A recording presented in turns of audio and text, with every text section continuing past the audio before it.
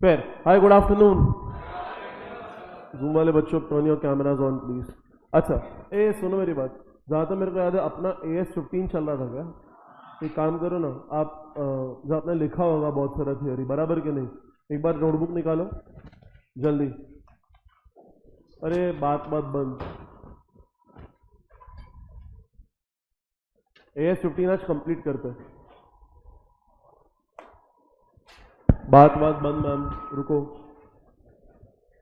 Zoom वाले बच्चों cameras on. मैं दोबारा नहीं बोलूंगा साहेब बेवकूफ। चुप ना एक मिनट। तुमको जो करवाया फटाफट एक बार रिवाइज करो। जहां तक मेरा नॉलेज बैठता है, आई थिंक अपन ने लॉन्ग टर्म एम्प्लॉय बेनिफिट तक किया था क्या? हाँ ना, इधर तक अपन ने किया था बराबर। जल्दी रिवाइज करो क्विकली।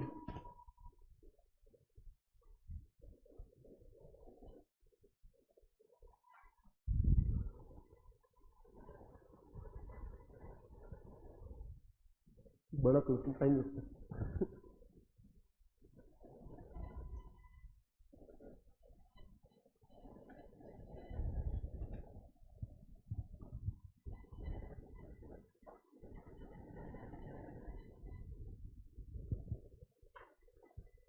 चलो last 30 second quickly. Short term employ benefits करने का है, लॉन्ग टर्म करने का है, जल्दी। आज ये चैप्टर कंप्लीट करने का ट्राई करेंगे।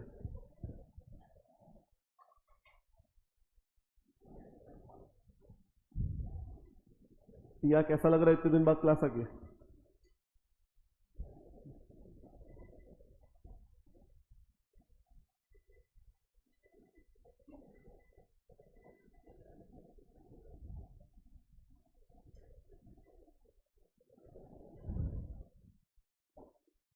हो जाएगा, रुक जाओ। बर्फ गिरेगा अभी, 2 मिनट रुक।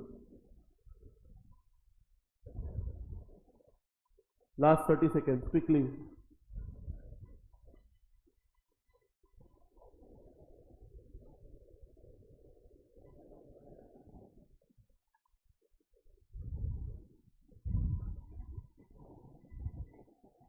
Last 15 second.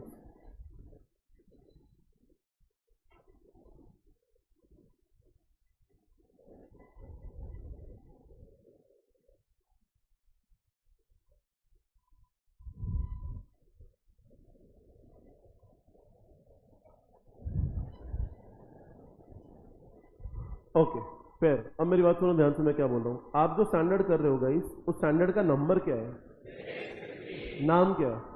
Employ benefits. अब सुनना मेरी बात ध्यान से। मैंने बोला था 4 तरीके के एम्प्लॉय बेनिफिट्स होते हैं, short term, long term, termination और एम्प्लॉयमेंट। अपन ने पहले शॉर्ट टर्म के ऊपर बात किया था। शॉर्ट टर्म एम्प्लॉय बेनिफिट मतलब अपन ऐसा बोलते हैं कि फॉर एग्जांपल जो आपका ईयर ऑफ सर्विस है, year of service for example जब आपका खत्म होता है, ठीक है, वहां पे खड़े होकर अगले 12 मंथ के अंदर अगर आप पे करते हो तो उसको अपन शॉर्ट टर्म एम्प्लॉय बेनिफिट बोलते हैं। Yes no? अच्छा, फॉर एग्जांपल आपका ईयर ऑफ सर्विस है 24-25, 31 मार्च 25 पे खड़े होकर अगले 12 मंथ्स के अंदर आप पे करते हो प्रीवियस ईयर का, तो वो शॉर्ट टर्म एम्प्लॉय बेनिफिट्स हो जाएगा। Yes no? अच्छा, उसको अपन बुक कब करते हैं? ईयर ऑफ सर्विस में बुक करते हैं, भले ही आप पे नेक्स्ट ईयर कर रहे हो, हाँ या ना? अच्छा, फिर इसका ना एक अपन ने मस्त वाला चार्ट सीखा था, इन डिटेल बात की थी, वो अभी अपन नहीं करेंगे, अपने को ऑलरेडी आता है करके, बराबर। फिर अपन ने ना ये सीखा था, there is something called as long term employ benefit. इसका मैंने आपको एक चार्ट बनाया था। मैंने बोला था देख, आपका ईयर ऑफ सर्विस होता है, उसके एंड पे खड़े हो कि अगले 12 मंथ के अंदर अगर आप पे करोगे ना तो शॉर्ट टर्म होता है, लेकिन अगर 12 मंथ के बाद आप पे करते हो तो वो लॉन्ग टर्म होता है। Yes no? अच्छा, सिंस लॉन्ग टर्म होता है तो अपन यहाँ पे डिस्काउंटिंग फैक्टर यूज करते हैं, याद आ रहा है आपको? Fair. Now in your book give the heading termination benefits. In your book give the heading termination benefits. अभी 5 मिनट के अंदर सम चालू करेंगे। In your book, give the heading termination benefits.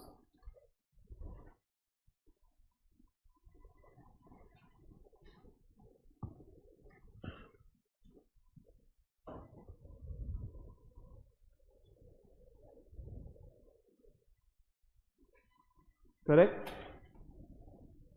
Okay, अब सुनो मेरी बात ध्यान से। अब टर्मिनेशन बेनिफिट्स क्या होता है करके, फॉर एग्जाम्पल अगर आप किसी को टर्मिनेट करते हो, अगर आप किसी को निकाल देते हो, तो अपन ना ऐसे ही किसी को नहीं निकाल सकते, अपने को उसको पैसा देना पड़ता है। अरे आपको समझ रहा है क्या मैंने क्या बोला? जैसे अपन ना बहुत बार ऐसे सुनते हैं ऑनलाइन कि गूगल ने इतने एम्प्लॉयज को फायर कर दिया, अनअकैडमी ने इतने एम्प्लॉयज को फायर कर दिया, बायजूस ने इतने एम्प्लॉयज को फायर कर दिया। तो जब आप किसी को फायर करते हो ना, तो there is something called as F2F। क्या होता है F2F? What is F2F? It is full and final settlement. आपको फुल एंड फाइनल सेटलमेंट करना पड़ता है। अरे आपको समझ रहा है क्या? तो आप पे करते हो, उसके बाद निकालते हो। तो टर्मिनेशन बेनिफिट में एक तो दो चीज होती है, एक there is something called as retrenchment compensation. सुना है आपने? व्हाट इज, आपने डीटी में पढ़ा होगा, व्हाट इज रिट्रेंचमेंट कंपेंसेशन? अगर उसको जाके निकाल देगा, बोला ये काम करिए नहीं कल करेंगे, ठीक है, पहली फुर्सत में निकल, तो कहने से आपको उसको पैसा देना पड़ेगा।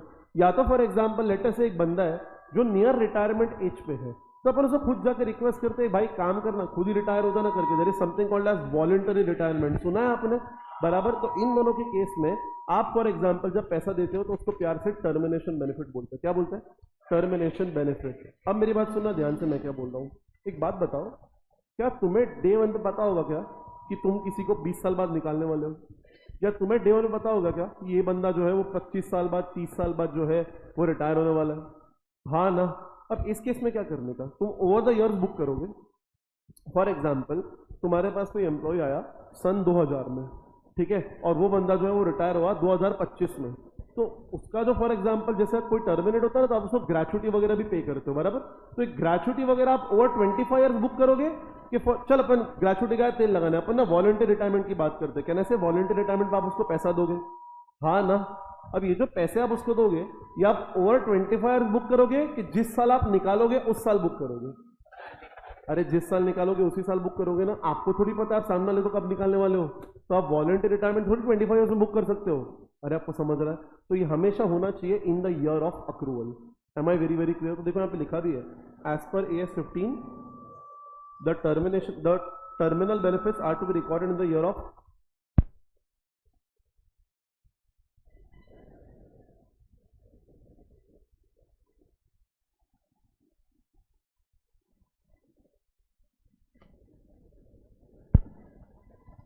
ये है ना, इसमें टाइपिस्ट बेवकूफ, इसने वॉलंटरी लिखा हुआ है, ये वॉलंटरी आना चाहिए।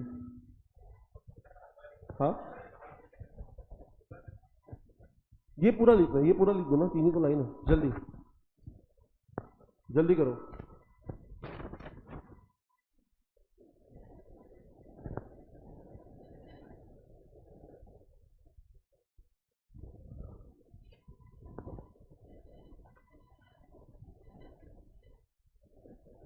लेकिन इनके एग्जाम्पल्स को अंडरलाइन कर देना, एक रिट्रेंचमेंट कंपेंसेशन और एक voluntary retirement.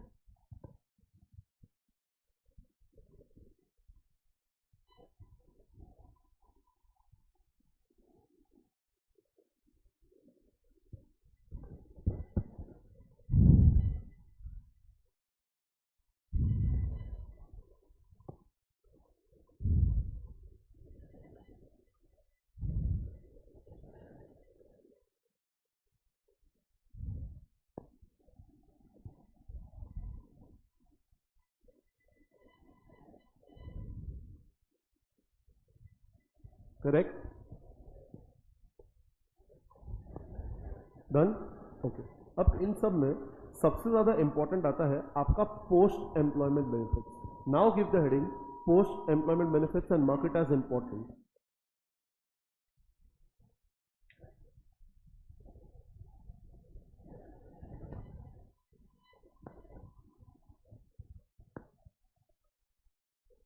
Now give the heading post employment benefits and mark it as important.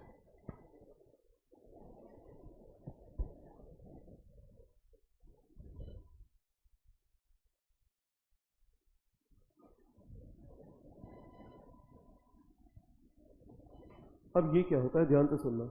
अभी फॉर एग्जांपल कोई एम्प्लॉय राइटफुली कंपनी से रिटायर हो जाता है, ठीक है, अपन टर्मिनेशन की बात नहीं करें। देखो याद रखना, रिट्रेंचमेंट कंपेंसेशन मतलब निकालना होता है, वॉलंटरी रिटायर मतलब भी निकालना होता है।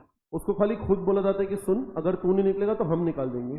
तो ये दोनों ना टर्मिनेशन बेनिफिट में आता है। लेकिन कोई एम्प्लॉय अगर राइटफुली, ठीक है, कंपनी से जाता है, फॉर एग्जांपल 60 ईयर्स तक वो कंपनी में है, उसके बाद वो चले जाता है, या फिर कोई बंदा बोलता है कि नहीं यार मेरे को 10 साल मैंने काम कर लिया, अब मुझे जाना है करके, मैं रिटायर होना चाहता हूँ इस कंपनी से, तो एक बंदा जैसे ही कंपनी से राइटफुल रिटायर हो जाता है ना, तो उसको पोस्ट एम्प्लॉयमेंट बेनिफिट मिलता है। Example, have you heard of something called as gratuity? सुना है आपने? Have you heard of something called as provident fund? सुना है क्या आपने? ये ग्रेचुटी प्रोविडेंट फंड जो है ना, okay, have you heard of something called age pension? अरे सुना है क्या आपने? ये ग्रेचुटी प्रोविडेंट फंड पेंशन, ये सब जो है ना, इसे पोस्ट एम्प्लॉयमेंट बेनिफिट कहा जाता है।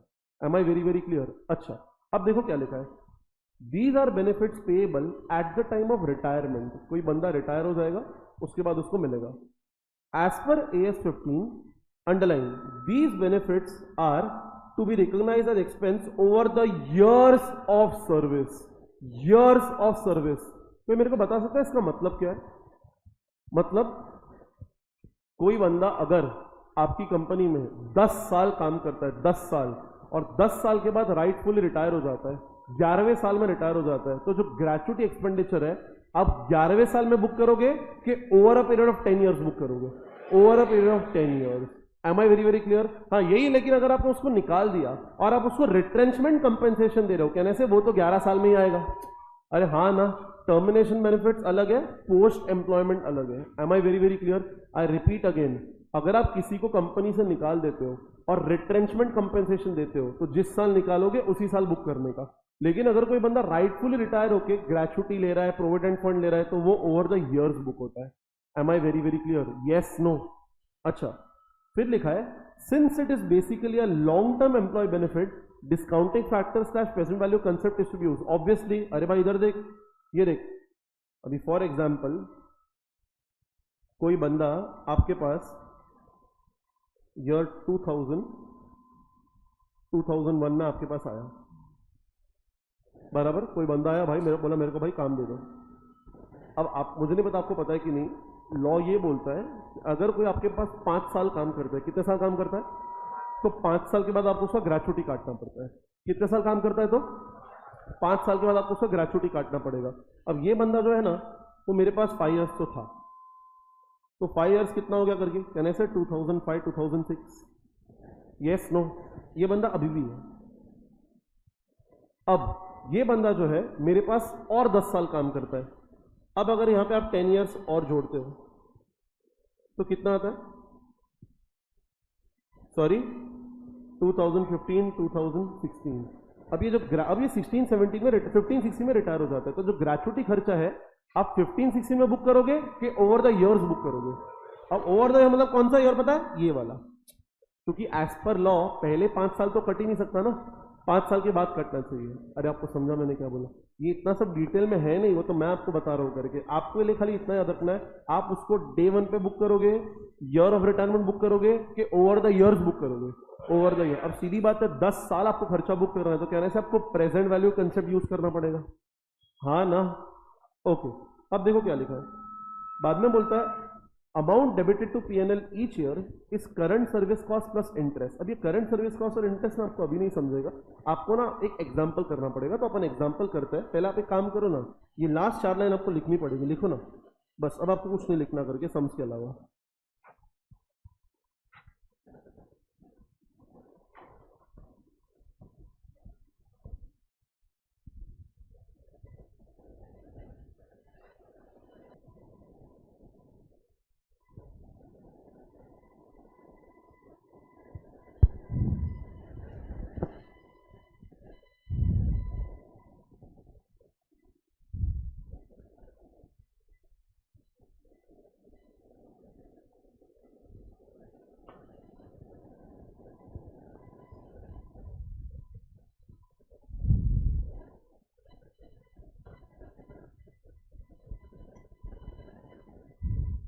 डन किया आपने?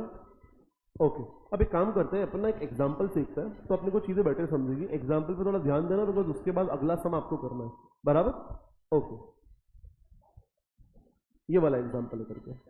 अब ये आपकी बुक में आपको नहीं मिलेगा, ये मेरी क्रैश कोर्स की बुक है करके, तो उसमें एग्जांपल सोल्यूशन सब प्रिंटेड होते हैं करके, ठीक है? अब ऑब्वियसली आपके पास ये बुक नहीं, आपके पास तो मेन बुक है, तो इसमें ये सब होगा नहीं, ठीक है। तो आप एक काम करो, ये एग्जाम्पल पहले आप लिखो, क्वेश्चन पता है कहां तक है, यहां से लेके यहीं तक है, लिखो।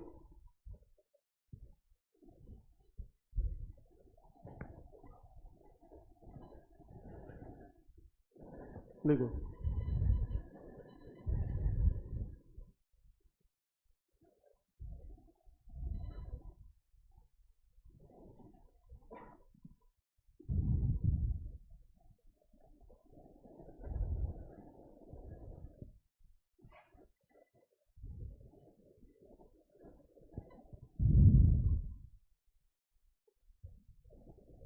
इसको इंपॉर्टेंट मार्क करो, एग्जाम के एक दिन पहले इसको देख के जाना।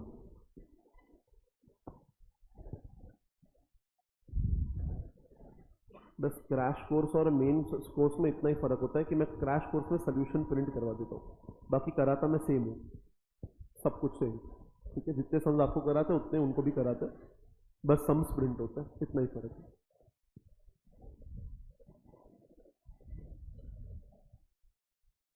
क्रैश कोर्स से याद आया, अभी क्रैश कोर्स आएगा तो फिर रिजल्ट आने वाला है 3 दिन बाद।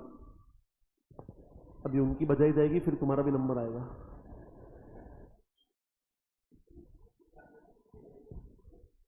नहीं नहीं, ये नहीं है, वो फाइनल सी के लिए है, इंटर सी के लिए अभी 1 महीना लगेगा।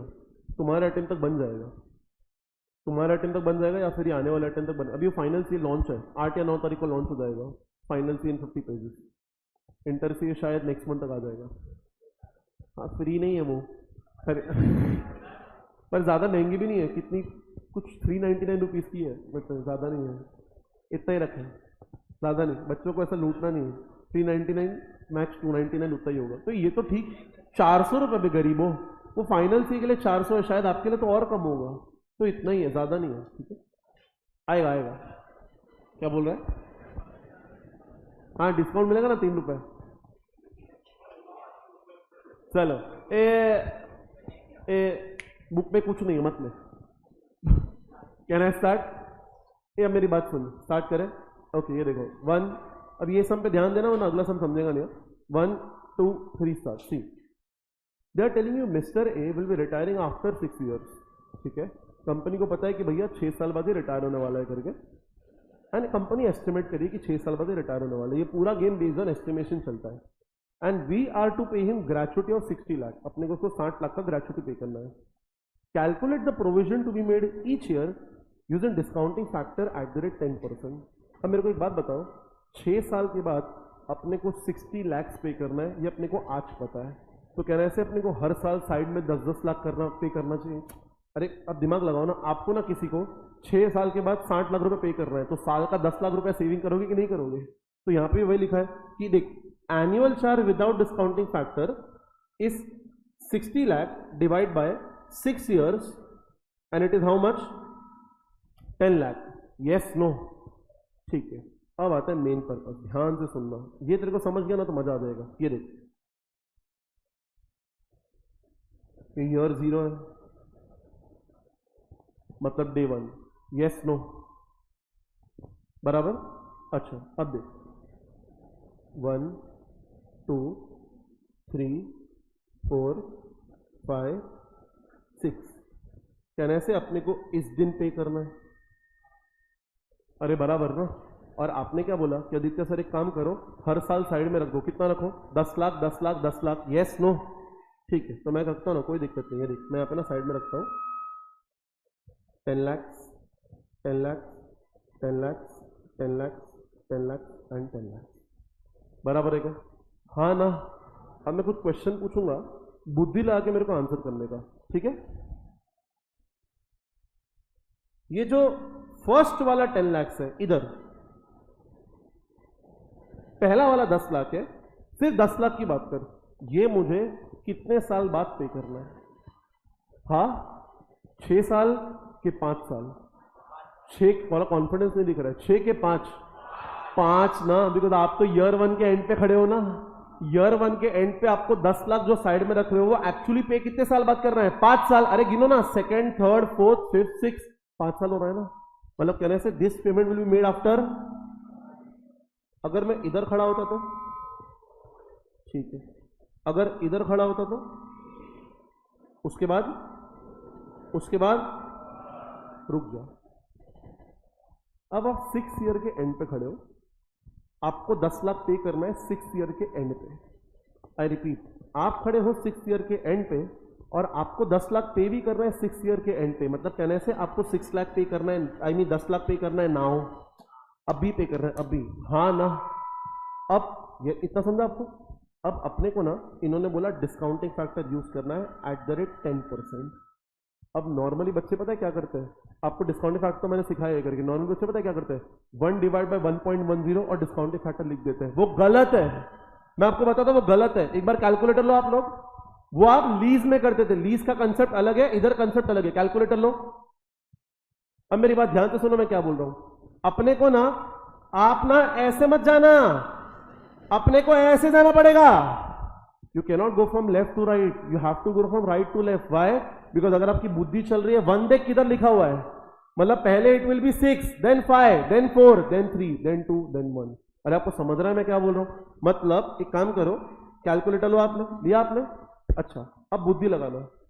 6 ईयर के एंड पे आप खड़े हो और आपको 10 लाख पे भी करना है 6 ईयर के एंड पे। मतलब कहने से उसका डिस्काउंटिंग फैक्टर तो 1 होता है। अरे भाई आपको फॉर एग्जांपल आज के दिन 1 रुपए की कीमत कितनी है? 1 रुपए। सिमिलरली 6 साल के बाद अपने को 10 लाख पे करना है और 10, फॉर एग्जांपल 6 ईयर के एंड में मैं 10 लाख सेव कर रहा हूं और पे भी कर रहे हैं 6 ईयर के एंड पे, तो कहने से उस केस में तो डिस्काउंटिंग फैक्टर 1 ही हुआ ना। अब एक काम करो, कैलकुलेटर लो 1 divide by 1.10 is equal to कितना आता है? सॉरी 0.909 यहां आएगा। बच्चे लोग ना वहां लिख देते हैं, अरे बेटा वो 909 वहां मत लिख देना, क्योंकि वो फर्स्ट वाला 10 लाख तो 5 साल के बाद पे करना है। अरे कुछ समझ रहा है? वापस इक्वल टू दबाओ, कितना आ रहा है?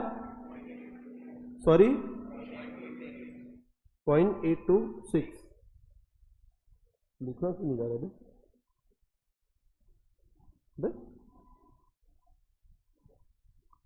लेना 0.826। हाँ आगे बोल, आगे बोल। 0.75। हाँ आगे बोल। 0.68। हाँ आगे बोल। 0.62।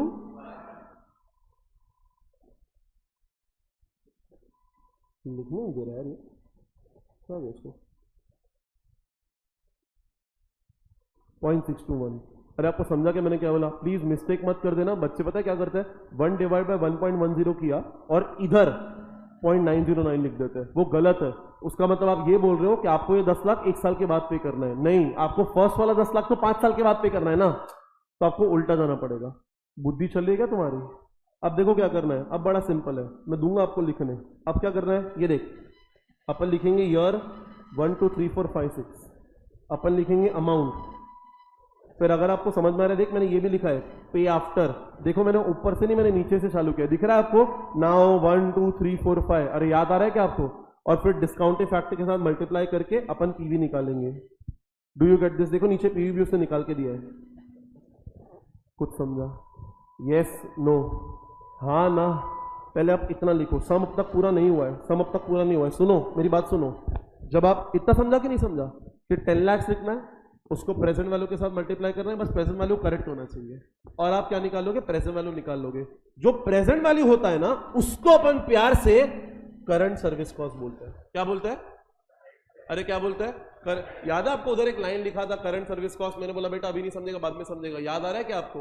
मतलब ग्रेचुइटी पेमेंट्स का जब आप प्रेजेंट वैल्यू निकालते हो, उस प्रेजेंट वैल्यू को प्यार से करंट सर्विस कॉस्ट कहा जाता है। Do you get this? And obviously आप इसका टोटल भी कर दोगे। मेरे को ना चेक करके बताओ क्या ये टोटल सही है क्या? इनका टोटल करो एक बार, मेरे को कंफर्मेशन तो क्या है, टोटल सही है क्या?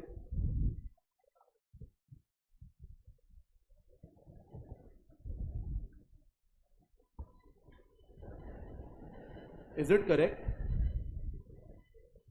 करेक्ट? तो अभी तक आपने यस नो, तो अभी तक आपने क्या निकालना सीखा? हमने सिर्फ करंट सर्विस कॉस्ट निकालना सीखा है, हाँ ना? कुछ नहीं किया हमने। 10 लाख 10 लाख 10 लाख 10 लाख 10 लाख 10 लाख किया, हमने ईयर करेक्ट लिखा, हमने डिस्काउंटिंग फैक्टर करेक्ट लिखा और उसका पीवी निकाल लिया। वो पीवी का टोटल करते हो तो उसको करंट सर्विस कॉस्ट का टोटल कहा जाता है। Am I very very clear? तो मैं पता है क्या बोल रहा हूँ, पहले आप इतना लिखो ना, फिर अपन आगे जाते हैं। सुनो क्या करना है। सबसे पहले आप ये लिखोगे, ध्यान से सुनो। सबसे पहले आप ये लिखोगे 1, बराबर। फिर वो आप चार्ट बनाओगे जो बाजू वाले पेज पे है, उसके बाद आप ये लिखोगे, एंड उसके बाद आप ये लिखोगे। अच्छा एक काम करो, पहले आप 1 लिखो। चलो मैं बताता हूँ कैसे करना है। पहले 1 लिखो, 1 जल्दी। तुम वाले बच्चों समझा क्या हुआ? चलो पहले 1 लिखो जल्दी।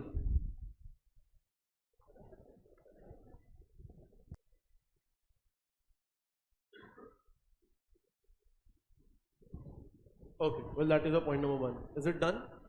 ओके, अब आप ये लिखो प्लीज।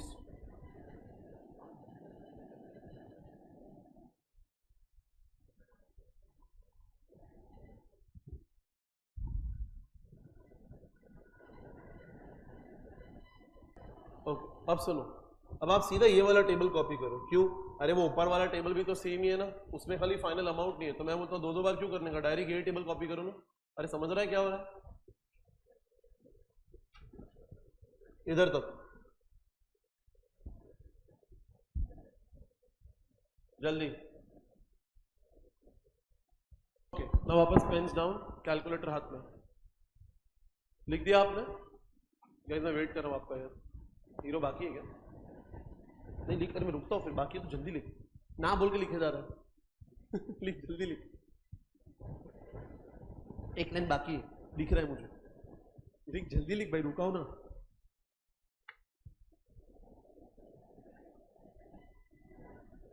देवांश उसमें है रिवीजन वीडियो में AS12, नहीं होगा तो करा दूंगा, टेंशन मत लो, तड़प मत।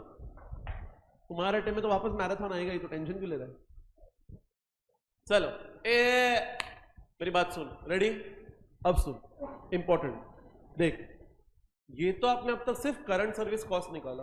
अगर आप ऊपर जाके थियोरी देखते हो तो वहां पे एक लाइन लिखी थी, amount debited to PNL is equal to current service cost plus interest. याद आ रहा है आपको? तो देख ये लाइन वापस अपन यहां लिख देंगे। आप मत देखो, अभी आपको लिखना नहीं, आप खाली सुनो, मैं बोलूंगा। अपन बोलेंगे लेकिन अमाउंट डेबिटेड टू पीएनएल क्या होता है? वो तो करंट सर्विस कॉस्ट और इंटरेस्ट होता है। सर आपने करंट सर्विस कॉस्ट तो बता दिया, अरे यही है ना करंट सर्विस कॉस्ट, और क्या है? यही तो है। लेकिन सर ये भी तो बताओ इंटरेस्ट कैसा आएगा? तो अब अपने को इंटरेस्ट निकालना पड़ेगा। ये देख, अपन यहाँ पे बोलेंगे calculation of interest each year. ध्यान से सुनना, वापस लिखेंगे ईयर 1 2 3 4 5 6। अपन बोलेंगे ओपनिंग लायबिलिटी, इसके ऊपर 10% इंटरेस्ट ऐड करेंगे, इसके ऊपर करंट सर्विस कॉस्ट ऐड करेंगे, and that will give you closing liability. I repeat, year लिखेंगे, ओपनिंग लिखेंगे, उसमें इंटरेस्ट ऐड करेंगे, उसमें करंट सर्विस कॉस्ट ऐड करेंगे, and that will give us closing liability. अब स्लोली स्लोली एक एक करके, सबसे पहले इजी काम करने का, जो अपने को इजी लगता है ना वो करने का। कहने से सबसे पहले ईयर 1 2 3 4 5 6 लिख देंगे, इजी। अरे गलत क्या है उसमें, बराबर ना? अच्छा, उसके बाद कहने से करंट सर्विस कॉस्ट भी लिख देंगे। अरे यार अभी तो ऊपर निकाला, अरे यार यही तो है, देखना देखना सही नहीं तो है, दिख रहा है अपने को? यस नो, तो वो लिख देंगे। अब बात करता है इंटरेस्ट की, बिकॉज जो क्लोजिंग लायबिलिटी होगा ना वो अगले साल का ओपनिंग लायबिलिटी बनेगा। तो मेन खेल आता है इंटरेस्ट। अब बुद्धि लगा मैं तेरे से कुछ पूछता है करके, इंटरेस्ट डे 1 पे आता है कि ईयर एंड पे आता है? Very good very good, perfect. दूसरी बात, इंटरेस्ट जो है वो तो लायबिलिटी पे आता है ना।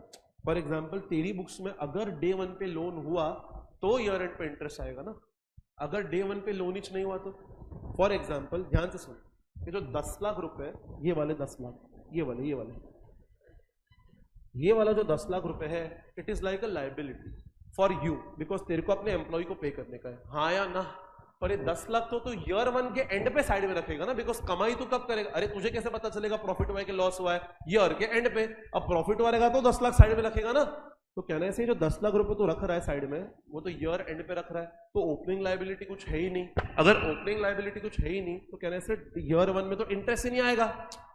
वापस से, ये जो पहला 10 लाख है, कहने से तो ईयर 1 के एंड में साइड में रख रहा है, ईयर 1 के एंड में साइड में रख रहा है ना, तो कहने से ओपनिंग लायबिलिटी तो कुछ हुई नहीं, ओपनिंग लायबिलिटी हुई नहीं, तो कहने से ईयर 1 के लिए तो इंटरेस्ट भी नहीं आएगा। यस नो, मतलब यहाँ पे ओपनिंग लायबिलिटी आ जाएगा डैश, बिकॉज आपने वो पैसे ना डे 1 पे साइड में नहीं रखे, आपने कब रखे? ईयर 1 के एंड पे। तो we do not have any opening liability on day 1। अब ओपनिंग लायबिलिटी नहीं है, कहने से इंटरेस्ट भी नहीं आएगा। तो इस साल का क्लोजिंग लायबिलिटी कितना हो जाएगा? कहने से it will be 620,900। Yes no? फिर जो एक साल का क्लोजिंग लायबिलिटी है, कहने से वो अगले साल का ओपनिंग लायबिलिटी बन जाएगा। अब हमारे पास अब ओपनिंग लायबिलिटी है जिसके ऊपर इंटरेस्ट लगेगा। कैलकुलेटर लो अपना, कैलकुलेटर लो कैलकुलेटर पे 62900 इंटू 10%, इज इट 62,090, जिसमें अपन अपना करंट सर्विस कॉस्ट तो अपने पहले लिख दिया था वो ऐड कर देंगे। तो कहने से क्लोजिंग लायबिलिटी चेक करो, इज इट 1365,990, चेक करो जरा, आ रहा है? अच्छा, देन 1365,990 पिछले साल का क्लोजिंग लायबिलिटी, इस साल का ओपनिंग लायबिलिटी, इसके ऊपर 10% इंटरेस्ट करो जरा ऐड, चेक करो, इज इट 136,599, कुछ समझ रहा है क्या हो रहा है?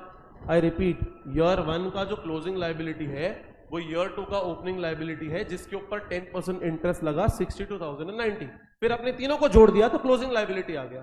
फिर ईयर 2 का जो क्लोजिंग लायबिलिटी है वो ईयर 3 का ओपनिंग लायबिलिटी है जिसके ऊपर इंटरेस्ट लग रहा है 136,599, फिर उसमें वापस करंट सर्विस कॉस्ट ऐड करो, चेक करो इतना आ रहा है कि नहीं आ रहा है, यस नो। अब चेक करते जाओ और सुनो, लास्ट में ये 60 लाख ही आना चाहिए। क्यों? अरे अपने को एम्प्लॉय को 60 लाख ही तो पे करना था, अरे याद आ रहा है क्या? तो लास्ट में आपका 60 लाख ही आना चाहिए। तो आपने ना ईयर 3 तक चेक किया है, ईयर 4, ईयर 5, ईयर 6 भी चेक करके देखो 60 लाख पे आ रहा है कि नहीं आ रहा है। कहां से चेक करोगे? यहां से लो कैलकुलेटर में 2253,889, उसका 10% लो, फिर तीनों को ऐड करो और देखो क्लोजिंग के साथ मैच करता है कि नहीं मैच करता है, जल्दी। हाँ वो ठीक है। अरे तुम लोग को समझ रहा है क्या हो रहा है? Ma'am with the one in blue, all good? Are you understanding what is happening? या just asking, okay, it seems to be very tense, that's why. All good right? समझ रहा अमन भाई? All good? Hey please give me a confirmation, क्या last में 60 lakh match हो रहा है क्या? बात ही नहीं कर रहे यार। डन? बिना डाउट है क्या? बोलना, क्या नहीं आ रहा है? कैलकुलेशन नहीं आ रहा है? देख मैं बताता हूं, बहुत ज्यादा डिफिकल्ट है, सुन। अरे सुन तो कोई बात नहीं, सुनना। अरे सुन मैं बताता हूं, सुन। ये देख, अरे आज की तबीयत थोड़ा डाउन है यार, तो मैं लिख ज्यादा पाऊंगा नहीं, तो मैंने बोला चलो क्रैश कोर्स वाला बुक करते। सुन, तुझे फर्स्ट ईयर समझा था क्या? वेरी गुड, बस इतना ही जानना था। कहने से इस साल का जो क्लोजिंग है वो इधर का ओपनिंग हो जाएगा। ले ओपनिंग 620,900, ले उसका 10%, बता 62,090 आ रहा है क्या? वेरी गुड, तो देख मैच हो रहा है ना। अरे ये ना बेवड़े, अभी ईयर 2 वाला जो है ना पूरा लाइन जो है ना वो ऐड कर दे और देख क्लोजिंग लायबिलिटी के साथ मैच होता है कि नहीं होता है। मिराकल। अब सुन, जो क्लोजिंग लायबिलिटी है वो यहां का ओपनिंग लायबिलिटी है, अब उसका 10% ले, देख आ रहा है 136,599। अब एक काम कर, वापस तीनों को जोड़ दे और देखिए 2253,889 आता है कि नहीं आता है।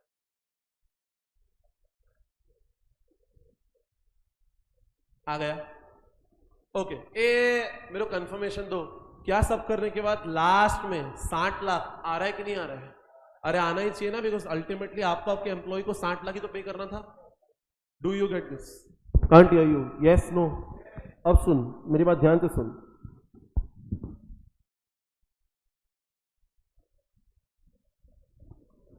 ओपनिंग लायबिलिटी में इंटरेस्ट ऐड किया, बात मत कर यार, इसमें ये ऐड किया और ये तीनों को ऐड करोगे तो क्लोजिंग लायबिलिटी आ गया, बराबर। अब मेरी बात सुन, ऊपर वाले टेबल से कैसे अपन ने करंट सर्विस कॉस्ट निकाला था, नीचे वाले टेबल से कैसे अपन ने इंटरेस्ट निकाल लिया। अब वहां पे एक लाइन लिखी थी कि amount debited to PNL is equal to current service cost plus interest, so that is your next part. See, amount debited to PNL is current service cost plus interest, तो अमाउंट डेबिटेड टू पीएनएल आ जाएगा। Current service cost वो ऊपर वाले table में से आ जाएगा, interest आपको ये वाले टेबल से आ जाएगा, दोनों को ऐड कर दोगे तो आपको अमाउंट डेबिटेड टू पीएनएल आ जाएगा। Am I very very very clear? Yes no? समझा आपको क्या करना? पे आपने कहां तक लिखा था? आपने करंट सर्विस कॉस्ट तक लिखा था ना, ये लो, अब ये लिखो, अच्छे से कर लो, बिकॉज अगला सब खुद को ही करना है, इसलिए अभी भी कुछ नहीं समझा तो पूछ लो, अभी भी कुछ नहीं समझा तो पूछ लो, मैं नहीं करना अगला सब, मेरा तो हो गया है, मेरा तो डिग्री भी आ गया है। मैं तो छुट्टी पे भी जा रहा है। पंचगनी चल रहा है।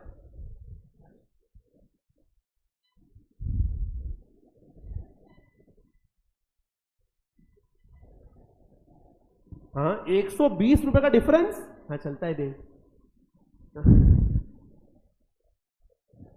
अरे वो 10 रुपया 20 रुपया 100 रुपया इसका डिफरेंस चलता है, कोई टेंशन नहीं है, इट्स ओके। एक काम करो ना, तुमको एक मस्त चीज बताता हूँ, सुनो मेरी बात सुनो।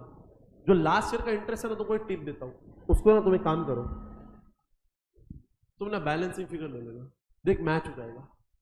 तो समझा मैंने क्या बोला? मतलब तू ना एक काम कर, 60 लाख में से वो 45 और वो 10 लाख माइनस कर देना, और तू मुझे बता देना इंटरेस्ट कितना है। ये बता ना, अभी बता देना, मतलब अभी तो बता ही पाएगा। तू मुझे बता देना कितना है, बैलेंसिंग फिगर ले लेना। अरे समझा क्या? कितना रहे? 4 5। ये बेवड़े वो तो उतना ही। अरे अभी थोड़ी बता, अरे अभी तो उतना ही आएगा ना। मैं क्या बोल रहा हूं, तू लास्ट ईयर का ना तू बैलेंसिंग फिगर ले लेना, मेरे को बता देना कितना है, ठीक है? चलो करो।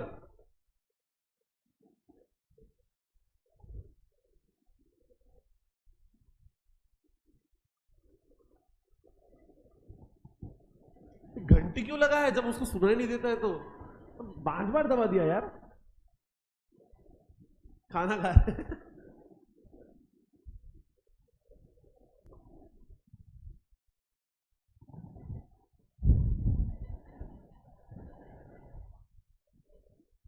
ये आ रहा है क्या तुम लोग को? सच बोलो तो ऐसा कुछ है नहीं, खाली कैलकुलेशन है। अब तक AS15 के ऊपर ना एग्जाम में क्वेश्चन नहीं आया, अब तक नहीं आया, मतलब प्रॉपर ऐसा कैलकुलेशन वाला क्वेश्चन नहीं आया। एक छोटा थियोरी क्वेश्चन आया था करके, शायद अभी आने वाले अटेम्प्ट में आएगा, नहीं आया तो तुम्हारे अटेम्प्ट में पक्का आएगा। बस तुम्हारा अटेम्प्ट कभी अभी है ना, इसके बाद के बाद तो मैं दिन गिनना ही छोड़ दिया करके, तो डर जाओगे तुम। कितने कितने? 182। वी स्टार्टेड विद 270, नहीं we started with 290। It is 180 days only. चलो ये भी चले जाएंगे, बस जाते रहो।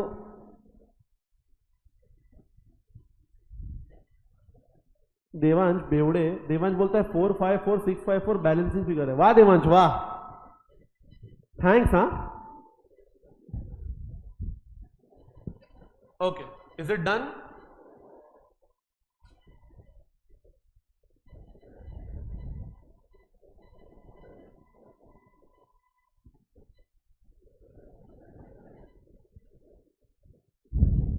अरे गोलू किधर है बे? बीमार है? ऑनलाइन नहीं दिख रहा है, मेरे लेक्चर में नहीं आ रहा है, अभी आता ही नहीं है, छोड़ दिया क्लास में अटेम्प्ट। चलो डन। मैं वेट कर रहा हूं आपके आंसर्स का। Is it done guys? Can I go ahead? Yes no? Who still doing it? Raise your hand जल्दी।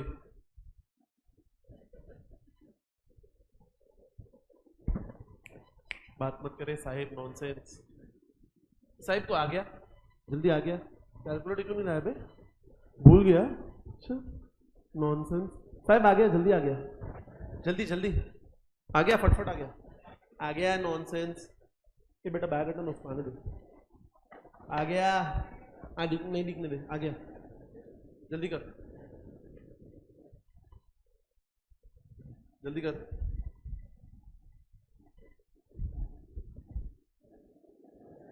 बैग छोड़ देना उधर ही, वो आ गया बुक लेके।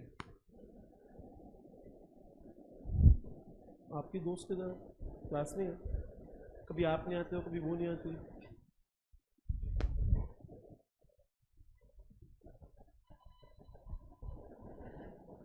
चलो okay, who still doing it? Raise your hand. जल्दी करना, तीर थी यार, कॉफी कभी तो हाथ फटाफट चला। अरे मतलब जल्दी बैठ बैठ, उधर कोने में था। कोने में, एकदम कोने में, कोने में, कोने में।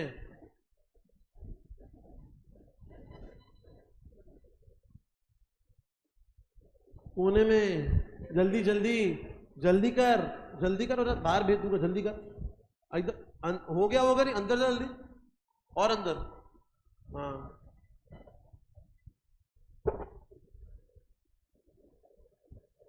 Okay, Tirth I suppose it is done now. हाँ वेरी गुड, बस हो गया अभी। Please come to question number, एक रोशन करके क्वेश्चन है करके, ढूंढो तो जरा। रोशन, रोशन 6, मेरे को तो 6 दिख रहा है, तुमको सालों 9 दिख रहा है। अच्छा आप में 9th है, हाँ तो 9th है, मेरे को क्या करने का, बराबर। मेरी बुक में तो यही क्वेश्चन है, मैं इसकी बात करूंगा। रेडी? अभी आपको करना है करके, मैं आपके लिए खाली पढ़ूंगा और करना आपको है, सिमिलर लाइंस पे करना है, बहुत इजी क्वेश्चन है। Can we start? 1 2 3 स्टार्ट। देखो, an employ Roshan has joined the company XYZ Limited in the year 2021.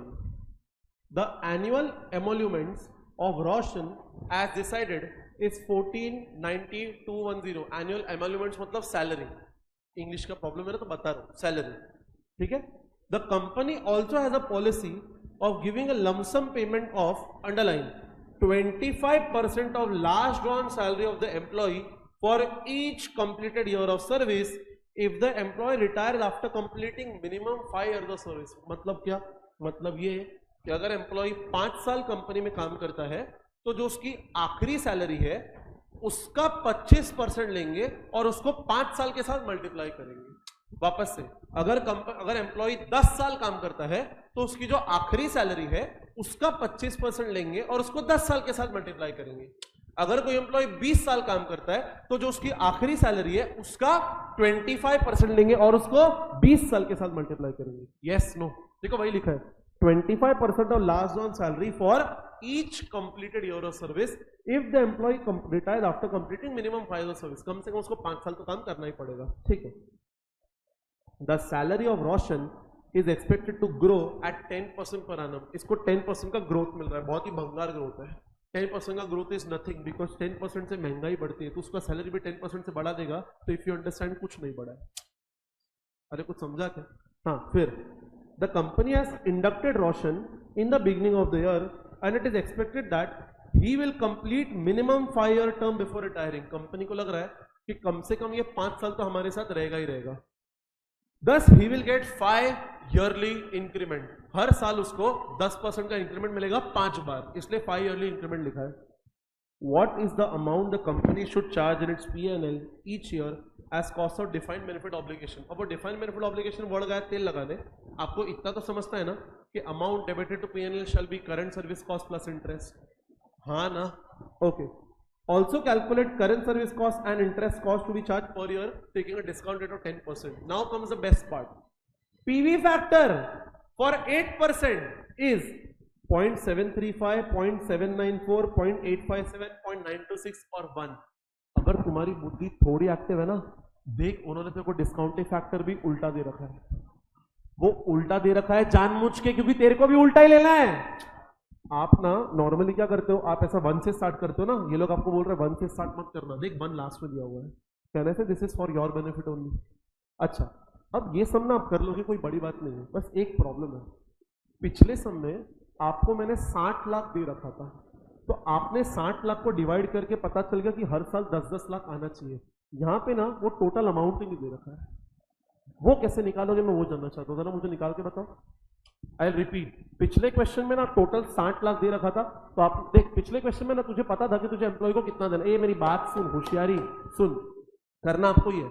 पिछले क्वेश्चन में अपने को पता था कि अपने को एम्प्लॉय को 60 लाख पे करना है 5 साल या 6 साल के बाद। इस क्वेश्चन में कितना पे करना है वो पता ही नहीं है, तो पहले आपको वो निकालना पड़ेगा, उसके बाद आप सम स्टार्ट कर पाओगे। आप बोलोगे amount to be debited each year will be that amount divided by 5 years वगैरह वगैरह। पहले मेरे को टोटल अमाउंट निकाल के बताओ, आपके हिसाब से कितना आना चाहिए? Sorry, 30 lakhs is the correct answer. 30 lakhs is the correct answer. कैसे? कैलकुलेटर लो एक बार, लो कैलकुलेटर, लो कैलकुलेटर पे 149210, 5 बार अपने को इंक्रीमेंट करना है, तो करो +10%, +10%, +10%, +10%, +10%। ये इसकी सैलरी है 5 साल के बाद।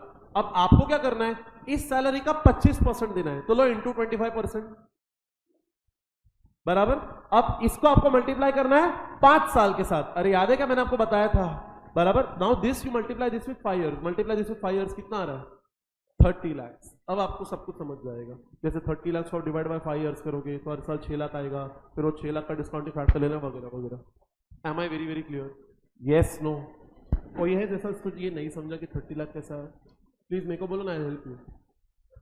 हाँ कैसे, हमें वही बता रहा हूँ। मतलब इसके अलावा कोई है? तो ये तो है ही, इसके अलावा कोई है?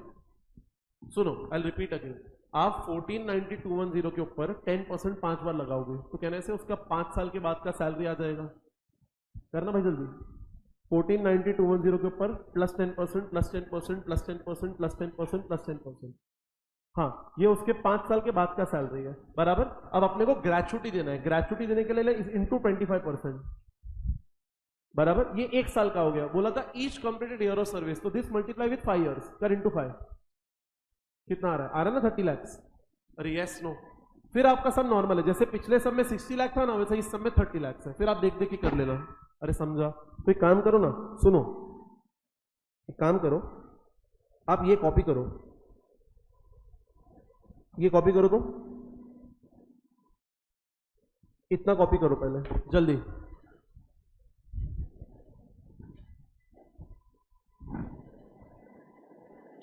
इतना कॉपी करो और उसके बाद आप कंटिन्यू करोगे। अरे समझा क्या? जैसे पिछले क्वेश्चन में आपका 60 लाख था ना, वो इस क्वेश्चन में कितना हो जाएगा, 30 लाख।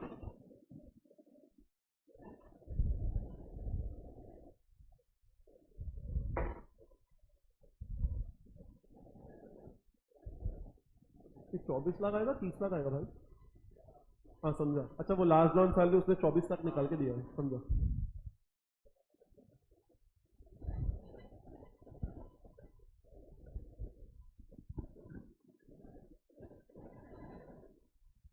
रूम वाले बच्चों, आई रिपीट, पिछले क्वेश्चन में जो आपका 60 लाख था, इस क्वेश्चन में वो 30 लाख है ना। अब देख देख के पूरा सब मेरे को करके दो।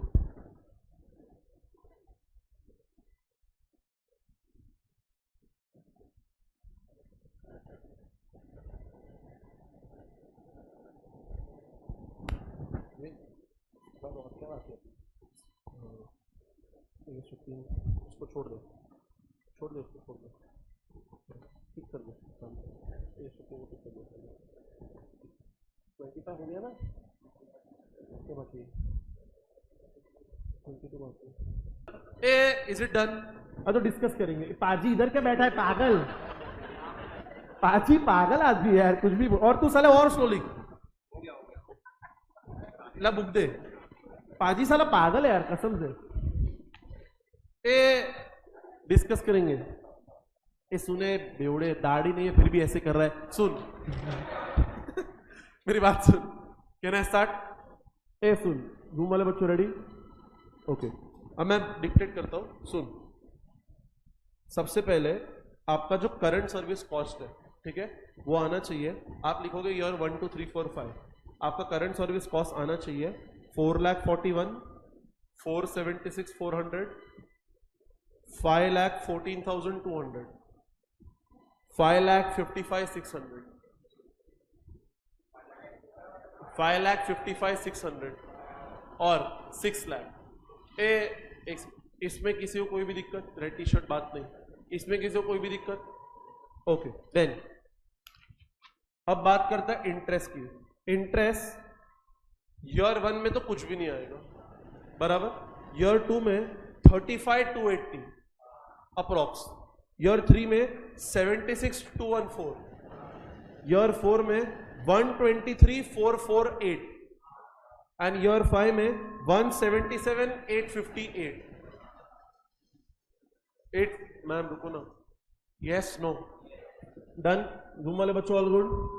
ओके, अब सुन लास्ट चीज। Amount debited to PNL is current service cost plus interest. Year 1 का 4,41,000, ईयर 2 का 5,11,680, ईयर 3 का 590414, ईयर 4 का 679048 और ईयर 5 का 777858। और जब आप टोटल करोगे it should be 30 lakh. Yes no? कितने लोग का कितने, तेरे लिए क्वेश्चन है ही नहीं, कितने लोग का बिना एक भी मिस्टेक किए, बिना किसी को पूछे एक ही बार में अच्छे से हो गया? या मिस्टेक किया ना तो भी दूसरे को नहीं पूछा, खुद से किया। मिस्टेक हुआ तो भी दूसरे को नहीं पूछा, खुद से किया। ईमानदारी से हाथ उठाना, एकदम ईमानदारी से। गुड गुड, पकड़ो। तुम वाले बच्चों, आप में से कितने लोग हैं? हाथ उठाना। खुद मिस्टेक किया तो भी, आप तो खुद से ही पूछोगे। Get it? ये हो गया। अब मेरी बात सुन, please come to question number, ये वाले क्वेश्चन पे आओ। आपकी बुक में देखो कौन सा क्वेश्चन है। सॉरी, ए टाइम पास बंद करो। कितना आ रहा है क्वेश्चन नंबर 13? आ जाओ, चलो। ये बेवड़े, इसको बोलो चुप ना, कुछ अलग से बोलू। चलो अब ये देखो, 1 2 3 start. See what are they telling you? Whether an entitlement to earn leave which can be carry forward to future period is a short term employee benefit or a long term employee benefit। याद करो, ऐसे leaves जो आप carry forward कर सकते हो वो short term में आता है कि लॉन्ग टर्म में आता है? हाँ, गलत। जस्ट बिकॉज वो शॉर्ट टर्म के चार्ट में आ रहा है तो तुमने अपने मुंह से शॉर्ट टर्म बोला। अरे ढकनो, बुद्धि तो लगाओ। अगर अगले 12 मंथ तक ही कैरी फॉरवर्ड कर सकते हो तो वो शॉर्ट टर्म है, और 12 मंथ से ज्यादा कैरी फॉरवर्ड कर सकते हो तो वो लॉन्ग टर्म है। आपको समझा? बराबर। तो ये अपने को लिखना है, करके लिखो। मेरा तो हो गया भाई लोग। Is it done? Can I go ahead? Okay, now देखो, ये क्वेश्चन है क्या आपकी बुक में? कौन सा? होमवर्क? हाँ चलेगा, करना पड़ेगा। क्वेश्चन नंबर 12, ठीक है। होमवर्क सी, इसमें क्वेश्चन थोड़ा आपको जम्बल्ड अप मिलेंगे, और मेरी क्रैश कोर्स बुक में वही क्वेश्चन होते हैं जो काम के होते हैं, बराबर। तो इसलिए ये सारे काम के क्वेश्चन है, आपकी बुक में होंगे ही होंगे। अच्छा, अब तक ना एक ही क्वेश्चन इंपॉर्टेंट है, रादर एक एग्जाम्पल। वो याद है अपने वो रोशन के पहले जो एग्जाम्पल किया था, वो इंपॉर्टेंट है। और वो रोशन वाले क्वेश्चन को भी इंपॉर्टेंट मत करो भाई। मेरे इंपॉर्टेंट को अंडर एस्टिमेट मत करना। तुमको मैंने दिखाया भी है करके, जो इंपॉर्टेंट बोला वो इंपॉर्टेंट है, तो वो एग्जाम्पल को भी इंपॉर्टेंट मार्क करो, ये रोशन वाले क्वेश्चन को भी इंपॉर्टेंट मार्क करो। एग्जाम के एक दिन पहले सारे करोगे, खाली इंपॉर्टेंट वाले? Thank you so much, and I am very happy. 1 2 3 question, 2 3 students are asking me, sir वो आपके टॉप 3 क्वेश्चन वाले कब चालू होंगे? वेरी हैप्पी कि आपको वो चीज़ याद भी है। अपन ना वो चालू करेंगे ना, आप उसका प्लेलिस्ट बना लेना। अगर आप देख नहीं सकते तो मैं नहीं कह रहा आप देखो, बट प्लेलिस्ट बना लेना। जब आपको टाइम मिलेगा वो देख लेना, अपना बुक, मॉड्यूल, और वो 3-3 क्वेश्चन करते जाना, आपका काम बन जाएगा। अरे आपको समझा क्या मैंने क्या बोला? ठीक है।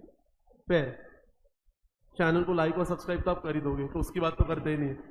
फिर okay, now please come to this question. Can we start? चलो पढ़ते हैं। They are telling you entity XY is required to pay salary of 2 crore for the year 11-12. It actually paid a salary of 1.90 crore up to 31st March 12 and balance in April। मतलब भैया तेरे को पे करना था 2 करोड़, तूने 1.9 पे किया और 10 लाख रुपया आउटस्टैंडिंग है। आउटस्टैंडिंग है। अच्छा, वो 10 लाख तूने अगले साल के अप्रैल में पे कर दिया, मतलब कहने से ईयर एंड के 12 महीने के अंदर ही पे कर दिया, तो सीधी बात है शॉर्ट टर्म एम्प्लॉय बेनिफिट है। Determine the actual cost to be recognized in the year 11-12 and any amount to be shown through balance sheet। मेरे को बुद्धि लगाओ, बुद्धि ला के बात करो। 2 करोड़ पे करना था, आपने पे तो 1.9 ही किया।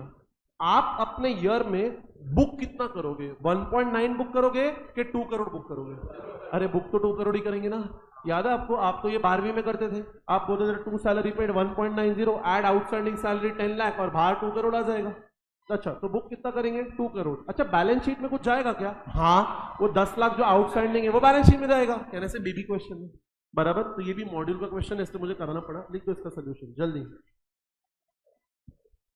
जल्दी। ये बुक नहीं दूंगा मैं आपको, देखो सोल्यूशन।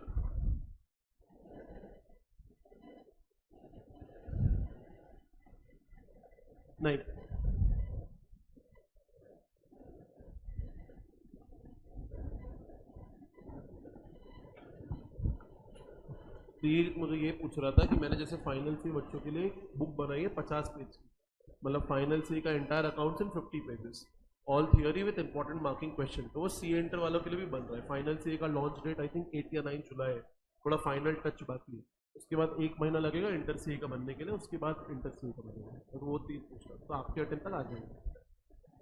तो वो नालायक पूछ रहा था सर वो फ्री है, नहीं उसके पैसे लगेंगे, बता रहे। हाँ तो मैं बता रहा हूँ, मैंने ज़्यादा नहीं रखा है, तो पेज का कॉस्ट है उतना ही रखा है अपने बच्चों के लिए। तो वो इनिशियली मैं वेबसाइट पे उतना डालूंगा, ठीक है। कुछ 299 या 399 का आएगा अप्रॉक्सीमेटली, प्लस शिपिंग चार्जेस अगर तुमको अपने घर पे शिप करवा रहे हो या ना क्लास से लेके जाना है। अगर मैं क्लास में रहा तो मतलब ऐसा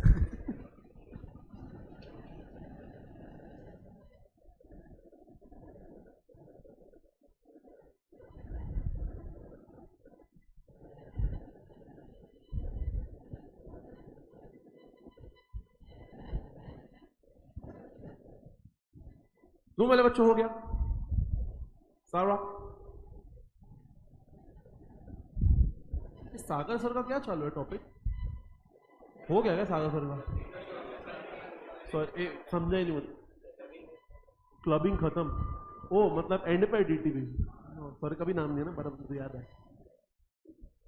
तो क्लबिंग क्लबिंग पे आ गए भाई सर, तो खत्म होना है डीटी, खत्म क्लबिंग खत्म, खत्म हो गया ना डीटी, क्या ही बचा है अभी, थोड़ा सा ही बचा होगा वो मेरे जैसे ही। नहीं चलो, अरे हमारा खत्म हो रहा है, तुम्हारा हो रहा है कि नहीं?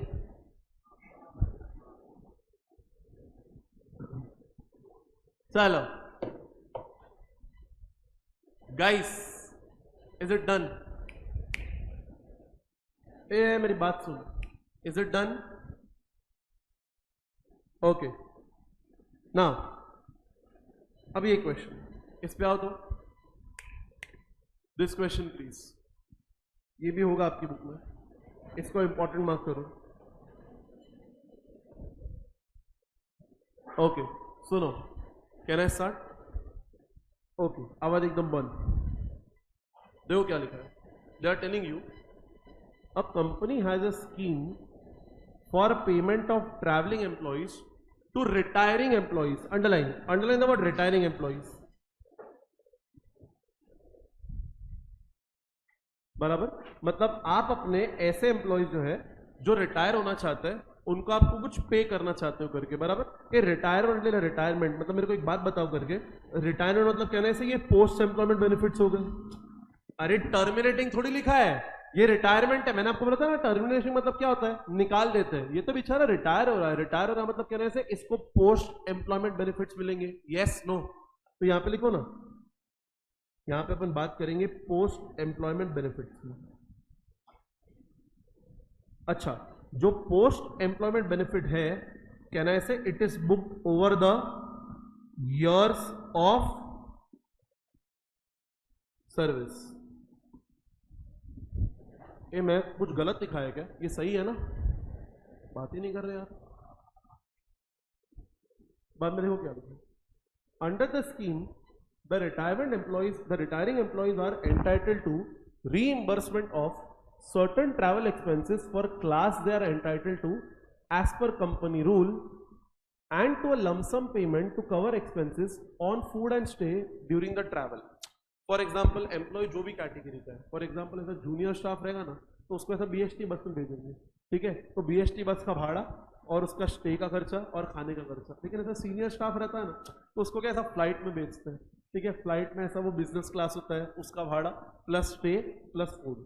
अरे हाँ ना, ठीक है ओके। तो depend on the class of employ ये सब मिलता है, ठीक है। आगे alternatively employees can claim a lump sum amount equal to 1 month pay last on. अच्छा मान ले एम्प्लॉय को इतना मगनमारी नहीं चाहिए तो एम्प्लॉय को बोलते सुन, ट्रैवल फूड स्टे तू देख ले, हम तुझे तेरे 1 महीने का सैलरी मोटा मोटी ले देंगे कि एक काम कर, तू 1 महीने का सैलरी लेके जा।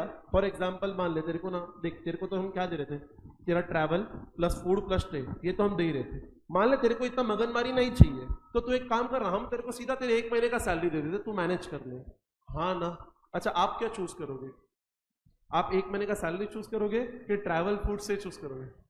ट्रैवल फूड से चूज करेंगे क्योंकि हमारे खाने का कोई लिमिट ही नहीं है। बराबर, हम तो खाते रहेंगे करके। अरे समझ रहा है कि नहीं? अच्छा, और एक्चुअली ऐसा ही होता है। मैं आप ये ना आर्टिकलशिप में भी होता है। आप आर्टिकलशिप में जाओगे ना ऑडिट पे, तो ऐसा होता है करके आपका ना बॉस आपको पूछता है कि सुन, या तो ना तू मेरे से तेरे 1 महीने का स्टाइपेंड ले ले, या तो तू वहां जाएगा ना तो तेरे खाने पीने का खर्चा ले ले। क्या चूज करोगे?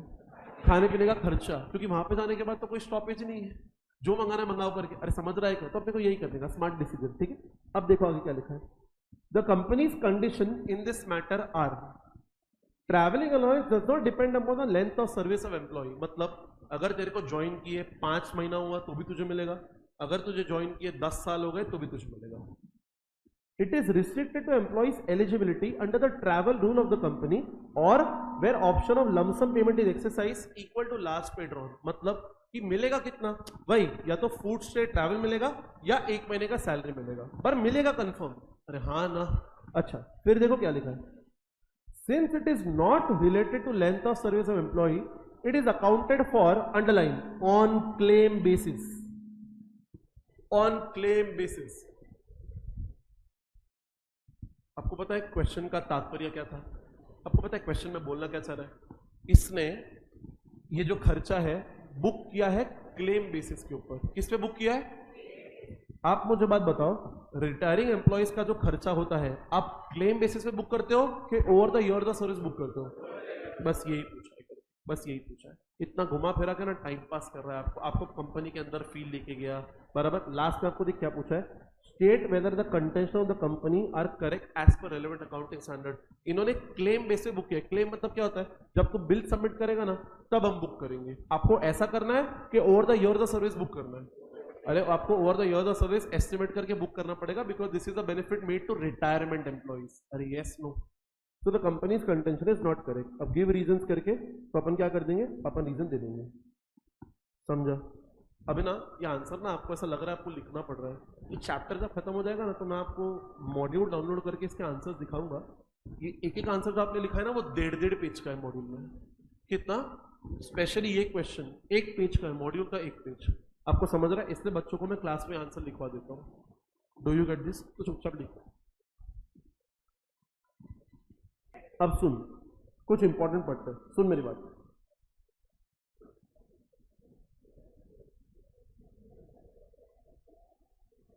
Okay, soon. Now in your book give the heading past service cost and curtailment. Past service cost and curtailment.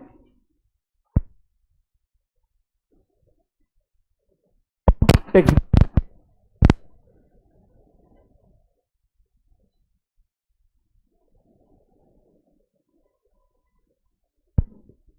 Give the heading past service cost and curtailment, dash करके लिखो रेफर फ्रॉम टेक्स्ट बुक। बराबर है क्या? अब सुनो, ये क्या है, ध्यान से सुनो। बोलू? ओके, अब देखो। Can I start? ओके, अभी फॉर एग्जाम्पल सुनो। अब मैं आपसे एक मस्त क्वेश्चन पूछता हूँ। आपको एक माननीय सज्जन है जिनका नाम है सुंदर पिचाई, पता है आपको? Okay, who is Sundar Pichai? He is the CEO of Google. Okay, there is one more person called as mister Vaibhav Taneja, पता है आपको? The CFO of Tesla. ठीक है, तो Indians right now literally ruling the world करेंगे। ठीक है, तो अपन ना एक काम करते हैं, छोटे आदमी की बात करते हैं, इनका नाम है सुंदर पिचाई। ठीक है, ओके, आपको सुंदर पिचाई जी का सैलरी पता है? बस sorry, 1800 crore. That's absolute nonsense. It's 2200 crore. कितना? 2200 करोड़। तो एक बार क्या हुआ ना करके वो काम कर रहा है बढ़िया एकदम, 1 साल हो गया, 2 साल हो गया। अब गूगल में ना प्रेशर बहुत है। क्यों? अबे वर्ल्ड की सबसे बड़ी कंपनी है ना, तो सीधी बात है भाई, तू उस कंपनी का सीईओ है तो तेरे को क्या लगता है 2200 करोड़ तुझे क्यों मिलेगा? कंपनी में आ, बैठ और जा, बराबर। बहुत काम करना पड़ेगा, तो थक गए करके। अपन इंडियन लोग ना अपन जल्दी थक जाते हैं, और एक बार अपन इरिटेट हो गए ना तो अपना सिंपल आता है, भाड़ में जाए, नहीं करना, उखाड़ ले, उखाड़ना है, रिजाइन, मैं जा रहा है। ठीक है, मतलब एग्जाम्पल, मतलब ऐसा होता है। ठीक है, तो अभी क्या अरे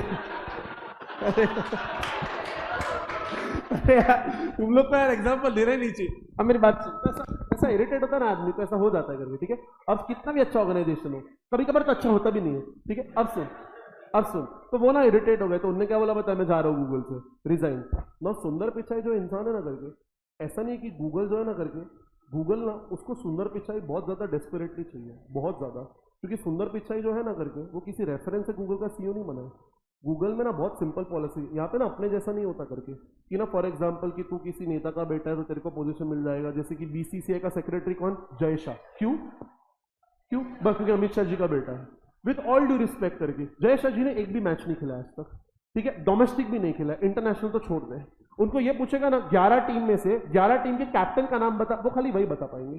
5 प्लेयर का नाम पूछेगा ना इन एवरी टीम, शायद ही बता पाएंगे, ठीक है। सो अपने आप ना ऐसा चलता है, गूगल में ना ऐसा नहीं होता। गूगल में पता है उनको सीईओ कैसा बना, गूगल के जितने भी हेड ऑफिस थे सब जगह सारे जो सीईओ नॉमिनीज थे उनका उनका ना मैनिफेस्टो भेजा था। समझता है मैनिफेस्टो क्या होता है, बायोडेटा समझ ले, समझता है बायोडेटा क्या होता है। जितने भी फॉर एग्जांपल मैं तू फॉर एग्जांपल अपन 5 लोग नॉमिनीज है, तो अपन 5 का बायोडेटा भेजा हर गूगल के हेडक्वार्टर में, और बोला कि तुम लोग सिलेक्ट करो तुमको तुम्हारे हिसाब से गूगल का सीईओ कौन होना चाहिए।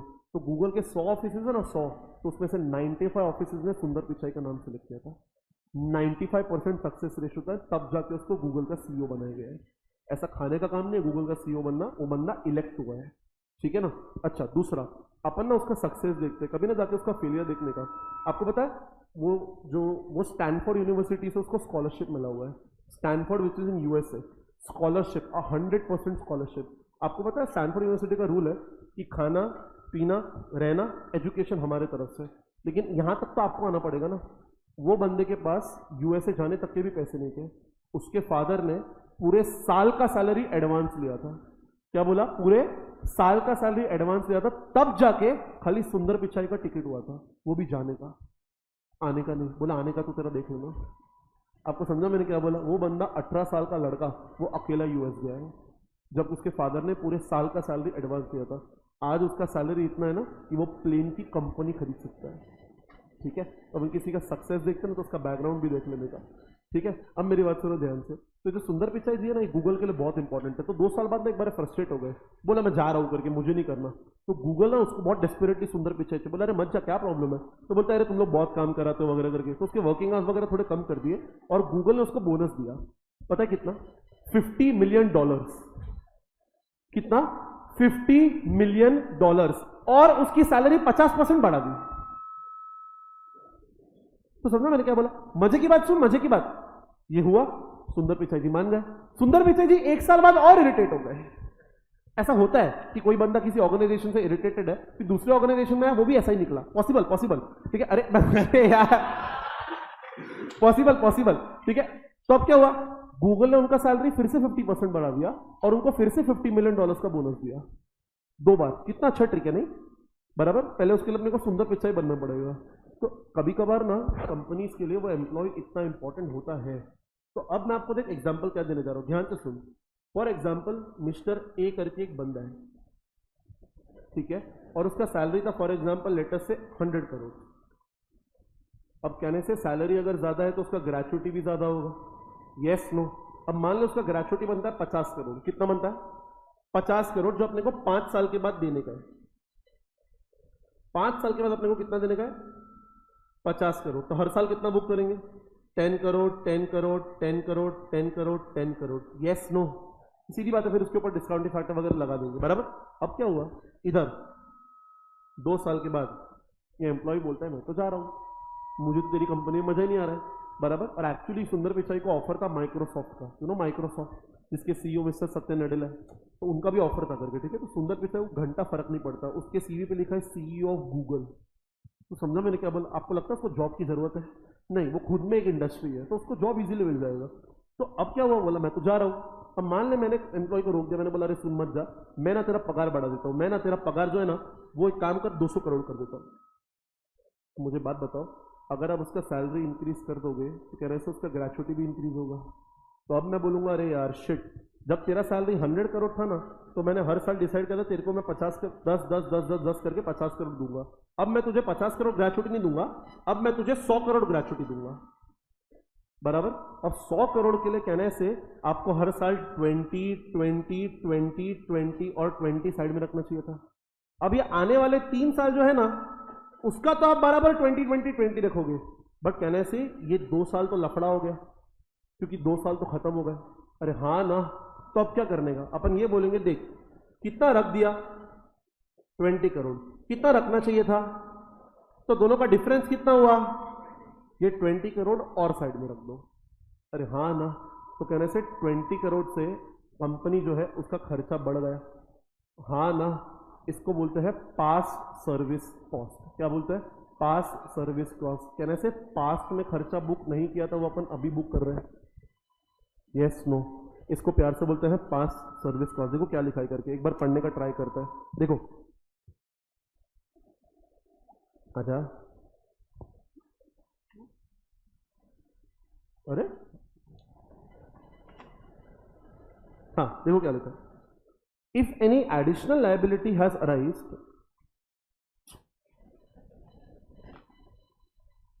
क्या हो रहा है यार,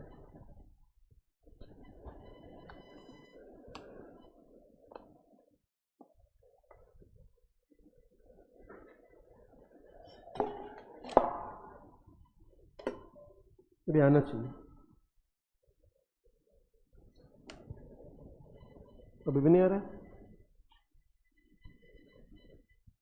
हाँ देखो क्या लिखा है, ए सुन, if any additional liabilities arise in an ongoing scheme, it is called as past service cost and it is required to be recognized immediately by debiting P&L.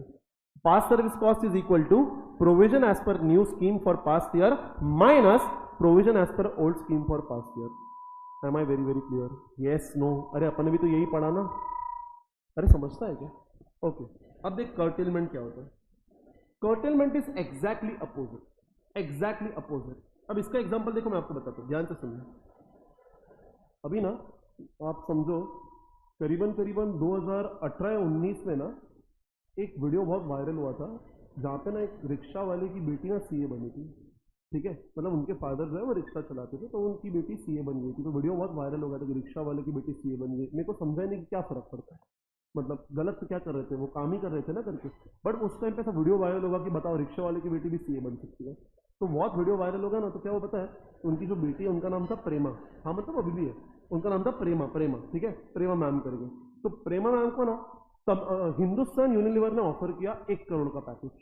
कितना, 1 करोड़, मतलब फ्रेश चार्टर्ड अकाउंटेंट है, उनको 1 करोड़ का पैकेज ऑफर किया। ठीक है, अब उनने काम वाम किया बराबर। अब जैसे ही काम किया ना करके, हिंदुस्तान यूनिलीवर जो है ना उनको जमा नहीं बराबर, तो उनने पता है क्या किया, अपने जो इंस्टीट्यूट जी है ICAI, उनको लव लेटर लिखा। क्या लिखा, लव लेटर। लव लेटर मतलब एक बहुत ही ज्यादा बेहतरीन लेटर लिखा कि तुमने किसको मुंह उठा के AIR1 बना दिया। She was AIR1 by the way, AIR1 थी वो। ठीक है, इसलिए इतना वायरल हो गया था, तो AIR1 थी वो। तो उनको ना लेटर लिखा हिंदुस्तान यूनिलीवर ने कि तुमने किसको मुंह उठा के AIR1 बना दिया, इनको तो कुछ काम आता ही नहीं है। बाद में थोड़ा इन्वेस्टिगेशन हुआ कि ऐसा कंपनी से लेटर लिखता है, हाँ भाई तेरे को 1 करोड़ का पैकेज दे रहा है वो, तेरे को तू AIR1 है, तो तेरे को क्या लगता है करके तेरी बराबर बजाएंगे भी। ठीक है, तो कंपनी ने लेटर लिखा इसको ICAI को, तुम लोग किसको मुंह उठा के AIR1 बनाता है। तो थोड़ा इन्वेस्टिगेशन हुआ, इन्वेस्टिगेशन होने के बाद ये पता चला कि उन्होंने ना डमी आर्टिकल शिप किया था। क्या किया था, डमी आर्टिकल शिप करके, मतलब वो 7 से 8 महीने छुट्टी पे थी, और उसके बाद वो धीरे धीरे पढ़ रही थी, 15 बार रिवीजन कर दिया, तो साले ऐसे तो मैं भी AIR1 बनेगा बराबर, तो फिर वो AIR1 बन गई करके। ठीक है, फिर उसके बाद हिंदुस्तान ने बोला कि देखो हम आपको निकाल नहीं रहे, हम आपको ना पैकेज ऑफर करते हैं। पता है कितना ऑफर किया था, 4 लाख रुपया साल का। कितना पहले ऑफर किया था, 1 करोड़, फिर कितना ऑफर किया, 4 लाख करके। आपको समझा सर ऐसा होता है, हाँ होता है करके, इस पर ढंग से आर्टिकल शिप करने का। ठीक है, अब मेरी बात सुनो ध्यान से। अब ये क्या है, फॉर एग्जाम्पल अगर तेरा सैलरी मान ले 1 करोड़ है, और मैं डिसाइड करता हूं मुझे तो ग्रेचुइटी 50 लाख रुपए देना है, तो मैं बोलूंगा 10 लाख 10 लाख 10 लाख 10 लाख 10 लाख, मैं साइड में कर दो, कितना हो रहा है, 50 लाख।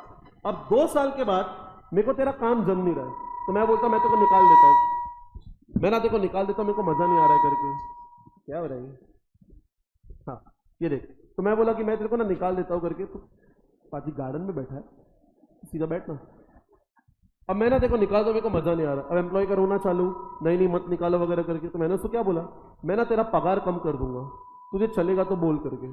अब आप किसी का पगार कम करोगे तो कहने से उसका ग्रेचुइटी भी तो कम हो जाएगा, तो उसका ग्रेचुइटी ना मान ले 25 लाख हो गया, तो कहने से इसके हिसाब से अपने को हर साल कितना कम करना, कितना करना चाहिए था, 5 लाख 5 लाख 5 लाख 5 लाख और 5 लाख। अब आने वाले साल का तो ठीक है, कहने से ये साल लफड़ा हो गया, तो आपने कितना बुक कर दिया 20 लाख, पर कितना करना चाहिए था, तो जो डिफरेंस जो है कहने से उसका आपको रिवर्स करना पड़ेगा, कहने से आपको आपका लायबिलिटी कम करना पड़ेगा। इसको प्यार से बोलते हैं कर्टेलमेंट। क्या बोलते हैं? यही बोला है, मतलब कहने से पास्ट सर्विस कॉस्ट का एग्जैक्ट उल्टा है। देखिए यहाँ पे वही लिखा है, if there is any reduction in liability in ongoing scheme it is called as curtailment and it is to be recognised immediately bracket में reversal of provision by crediting PNL account. Am I very very clear? एक काम करो ना, यहाँ पे बाजू में entry मारो, PNL account debit to DBO, to present value of DBO. Sir DBO मतलब क्या होता है? डीबीओ का मतलब होता है डिफाइंड बेनिफिट ऑब्लिगेशन। क्या होता है? Defined benefit obligation. आगे आएगा, आप ऐसे समझो कि फर्स्ट केस में अपने लायबिलिटी बढ़ा दिया और सेकेंड केस में लायबिलिटी कम कर देंगे।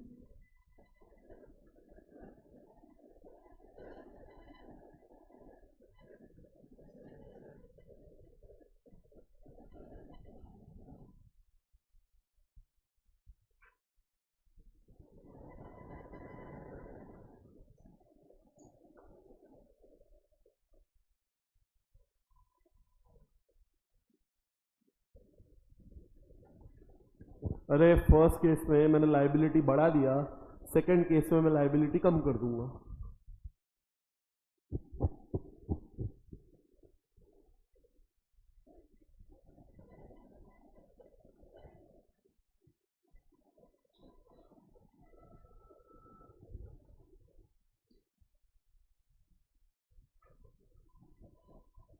Do you get this? I repeat, first case में मैंने लायबिलिटी बढ़ा दिया, सेकेंड केस में लायबिलिटी क्या कर दूंगा? कम कर दूंगा। अरे भेजे में कुछ जा रहा है क्या? पैर ठीक है। अभी आई थिंक 5-10 मिनट का थियरी बाकी, काम करते हैं, एक मस्त 15 मिनट का ब्रेक लेते हैं और उसके बाद let's start. In your book give the next heading plan assets. In your book give the next heading plan assets. In your book, ma'am बात बंद।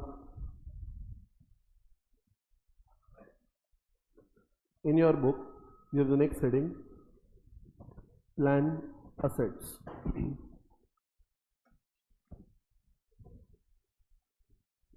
करेक्ट? अब मेरी बात सुनो ध्यान से। अब देखो इसका मतलब क्या है, अब ध्यान से सुनो। अब कंपनी क्या करती है, कंपनी को ना पता है कि भाई अपन लोग को ना, एम्प्लॉय लोग को ना प्रोविडेंट फंड, ग्रेचुटी ये सब देने का है, तो कंपनी क्या करती है, साइड में पैसा रख देती है। तो साइड में जो पैसा रखती है कहने से वो कंपनी के लिए लायबिलिटी होता है। Yes no? तो यहाँ पे ना लायबिलिटी साइड प्रोविडेंट फंड दिखता है, बराबर। ये प्रोविडेंट फंड जो है ना, इसी को प्यार से बोलते हैं present value of defined benefit obligation. क्या बोलते हैं? Present value of defined benefit obligation. कहने से प्रोविडेंट फंड आपका क्या है, आपका लायबिलिटी है ना, और आप इसको प्रेजेंट वैल्यू पे रिकॉर्ड करते हो, तो इसको कहा जाता है present value of defined benefit obligation. अब इतना पैसा आपने साइड में रखा है, आप क्या करोगे इस पैसे का? मतलब एम्प्लॉय को तो अपने को 5-6 साल बाद देना है, तब तक ये पैसा क्या इधर ही पड़ा रहेगा?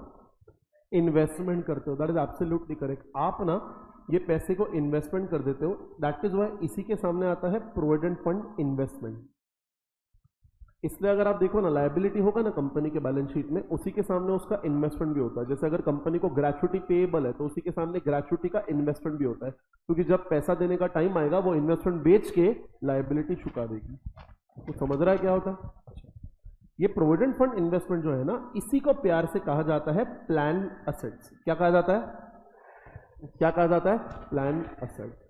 M I very very clear? तो लेफ्ट साइड लायबिलिटी होता है, जैसे प्यार से डिफाइंड बेनिफिट ऑब्लिगेशन कहा जाता है, और वो प्रेजेंट वाले पे आता है, दैट इज वाई इससे पीवी ऑफ डीबीओ कहा जाता है। राइट साइड इन्वेस्टमेंट जो होता है उसे प्यार से कहते हैं plan asset. Do you get this?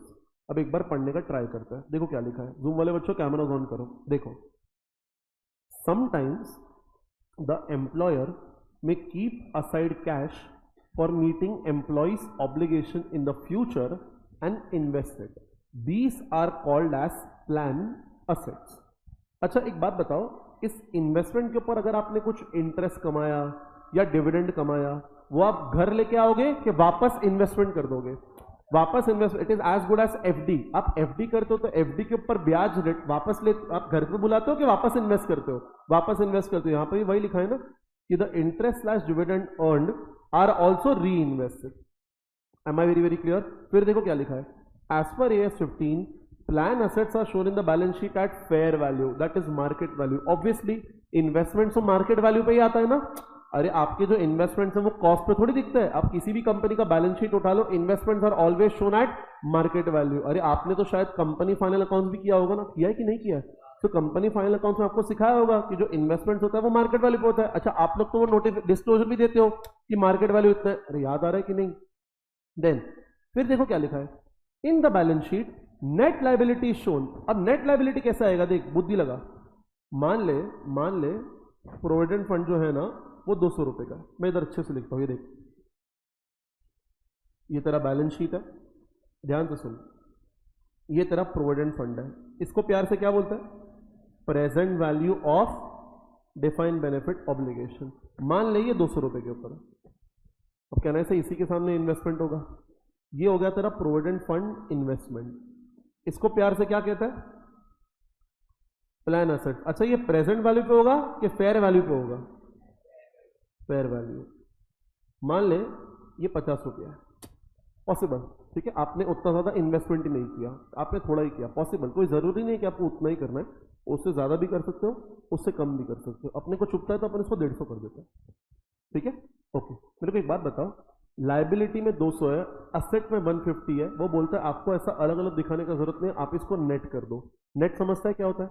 आप नेट ऑफ कर दो। तो अगर आप नेट करोगे तो कहना ऐसे आपका नेट लाइबिलिटी हो जाएगा कितना? 50, क्योंकि लाइबिलिटी ज्यादा है ना। अगर असेट ज्यादा होता तो नेट असेट हो जाता। अरे यस नो, देखो क्या लिखा है, in the balance sheet net liability shown as under, net liability is nothing but present value of employ benefit obligation minus fair value of plan asset. अरे समझा? अच्छा वो पता है क्या बोल रहा है? बोलता है मान लो, ये समझा आपको? अच्छा लेकिन मान लो ऐसा होता, ऐसा। अच्छा यहां पे आपने क्या किया? आपने किया 200 माइनस 150, ठीक है? लेकिन मान लो ऐसा होता, ये तेरा, मैं इधर ही करता हूं ना, रुक, ये केस नंबर 1 है। मान ले केस नंबर 2 ऐसा होता कि जो पीवी ऑफ डीबीओ है वो 200 होता, लेकिन जो प्लान असेट है वो 300 है। आप नेट लाइबिलिटी दिखाओगे कि नेट असेट दिखाओगे? नेट असेट दिखाओगे ना, क्योंकि असेट ज्यादा है। लॉ बोलता है उसका जरूरत नहीं है, ऐसे अलग अलग मत कर। नेट लाइबिलिटी दिखा लेकिन अमाउंट को नेगेटिव कर दे। मतलब अपन ऐसा बोलेंगे देयर फॉर नेगेटिव कितना आ जाएगा? 100। कैसा आया? 200 माइनस, बट कहना है दिस इज गुड। अपने एक ही चीज रखा, अपने को नेट लाइबिलिटी दिखाना है। लाइबिलिटी ज्यादा रहेगा तो पॉजिटिव दिखाएंगे, लाइबिलिटी कम हो जाएगा तो नेगेटिव दिखा देंगे।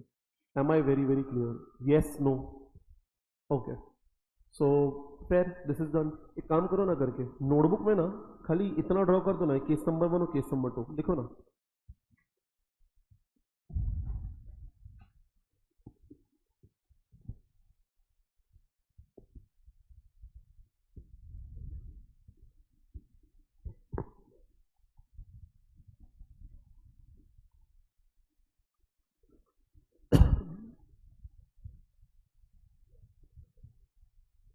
आपका जो मेन अकाउंट्स है उसका चैप्टर खत्म हो गया क्या? क्या क्या बाकी है? 23 अमालगमेशन हो गया, इंटरनल रिकंस्ट्रक्शन, अमालगमेशन हो गया, ब्रांच अकाउंट्स, ओके, और क्या बचा है? क्या बचा? क्या बस वही बचा है? एक ही चैप्टर बचा है, 23 और 20 बचा, वो कंसोलिडेशन का। हाँ ठीक है ना, एक ही चैप्टर बचा है ना। Nice.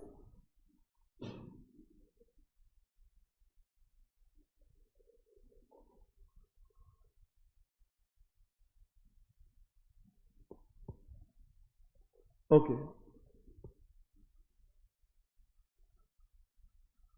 Is it done?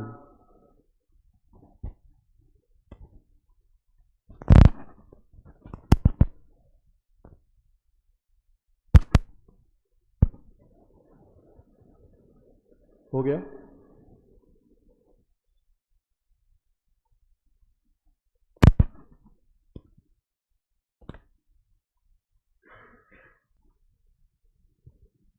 Okay, हो गया क्या भाई लोग? Okay fair. अब ये लिख दो ना करके खाली एक चीज,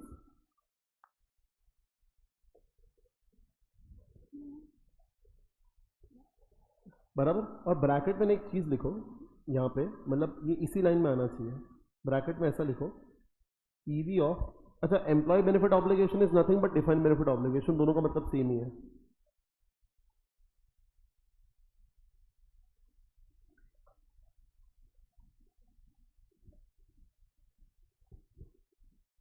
PV of defined benefit obligation minus past service cost, उसमें से आप अन्य करना, इस पास सर्विस कॉस्ट माइनस करोगे तब जाके आपको proper PV of defined benefit obligation आएगा।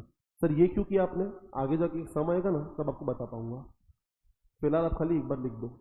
ये कहने से वो जो मैंने लिखा है उसके अलावा बाकी तो आपको समझ ही गया। अरे हाँ ना, वो अन्य करना इस पास सर्विस कॉस्ट वाला पॉइंट जब आगे आएगा तो बताऊंगा, एक बार लिख के तो रखो। फिलहाल इतना समझो, अगर मुझे करेक्ट एम्प्लॉय बेनिफिट ऑब्लिगेशन चाहिए ना तो मुझे उसमें से unrecognised past service cost minus करना पड़ेगा। क्यों बताता हूं थोड़ी देर में। फिर जो फाइनल फिगर आएगा उसमें से fair value of plan asset minus करेंगे। अरे जूम वाले बच्चों कुछ समझ रहेगा क्या हो रहा है?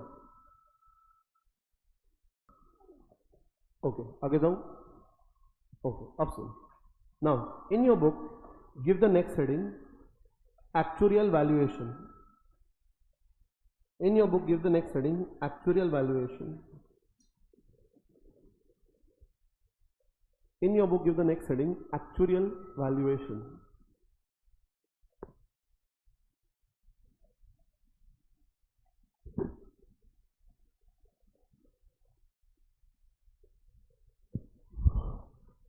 डन। अब ये क्या है सुनो, अभी फॉर एग्जांपल ये पीवी ऑफ डीबीओ जो है वो 200 है और प्लान एसेट जो है वो 300 है। अब आपने बोला जो डीबीओ है वो प्रेजेंट वैल्यू पे होना चाहिए और प्लान एसेट जो है वो किस पे होना चाहिए। मुझे एक बात बताओ, आपको कैसे पता कि प्रेजेंट वैल्यू और फेयर वैल्यू करेक्ट है? क्योंकि प्रेजेंट वैल्यू भी एस्टिमेट होता है। आप डिस्काउंटिंग फैक्टर जो है उसको लेके आप बोलते हो कि इतना इतना 10-10 लाख अपने को कंट्रीब्यूट करना है, जिसके हिसाब से आप आज का पीवी निकालते हो, बराबर। आप तो ये अज्यूम करो ना हर साल इन्फ्लेशन सेम है। डिस्काउंटिंग फैक्टर मतलब क्या होता है? इन्फ्लेशन ही होता है, इन्फ्लेशन थोड़ी हर साल सेम होता है, लेकिन आप तो ये अज्यूम करते हो। दूसरा, आप उसको फेयर वैल्यू पर दिखाते हो, फेयर वैल्यू भी तो एस्टिमेट ही होता है, करेक्ट थोड़ी होता है। आपको कैसे पता कि प्रेजेंट वैल्यू और फेयर वैल्यू करेक्ट है? सो आप और मैं ना ये नहीं बता पाएंगे, ये अपना काम है ही नहीं। अपना मतलब किसका? Chartered accountants. We as CS cannot determine the exact present value and we cannot determine the exact fair value. अपने को एक बंदे के पास जाना पड़ेगा, जिस बंदे का नाम है एक्चुरियल साइंटिस्ट। सुना है आपने? आजकल बहुत सारे चार्टर्ड अकाउंटेंट जो है ना वो एक्चुरियल साइंटिस्ट भी का एग्जाम भी कर रहे हैं, मतलब सीए करने के बाद एक्चुरीज का पेपर देते हैं। बहुत डिफिकल्ट एग्जाम है। जैसे जिसको पढ़ाई का बहुत ज़्यादा शौक है ना, मतलब बहुत ज़्यादा कि यार मैं तो पढ़ते ही रहूँगा, ऐसा होता है मतलब, तो उसको ना एक्चुरियल साइंस भी करना चाहिए, क्योंकि वो अगर आप कर लोगे ना तो उसके बाद इंश्योरेंस कंपनीज में आपके लिए जॉब बहुत इजी हो जाता है। आने का पैकेजेस भी अच्छा होता है करके 70 लाख 80 लाख 90 लाख ऐसा होता है, सच में होता है करके। पर पेपर्स बहुत डिफिकल्ट होते हैं, मतलब समझो सीए के लेवल के होते हैं, तो क्या थोड़ा सा डिफिकल्ट हो जाता है कि यार पहले सीए करो, उसके बाद वापस माता खा के अपन एक्चुअली करो। तो आधे लोग करते हैं, आधे लोग नहीं कर पाते, कुछ कुछ लोग सीएफए कर लेते हैं करके, ठीक है, बोलेंगे नहीं कोई बात नहीं, धीरे धीरे आगे बढ़ेंगे, ज़्यादा स्ट्रेस नहीं लाइफ में। तो है लोग करते हैं। तो ये प्रेजेंट वैल्यू और फेयर वैल्यू कौन बताता है? आप और मैं बताते हैं कि एक्चुरीज बताता है? अब एक्चुरी पता है क्या आके बोलेगा? एक्चुरी मान लो ऐसा बोलता है कि सुन, ये लायबिलिटी जो तूने 200 दिखाई है ना वो गलत है, मेरे हिसाब से ना लायबिलिटी 300 होना चाहिए। कितना होना चाहिए? तो कहने से लायबिलिटी का वैल्यू बढ़ जाएगा। अगर लायबिलिटी का वैल्यू बढ़ जाएगा कहने से आपके लिए ये लॉस है, वो लॉस जाना चाहिए पीएनएल में, और PNL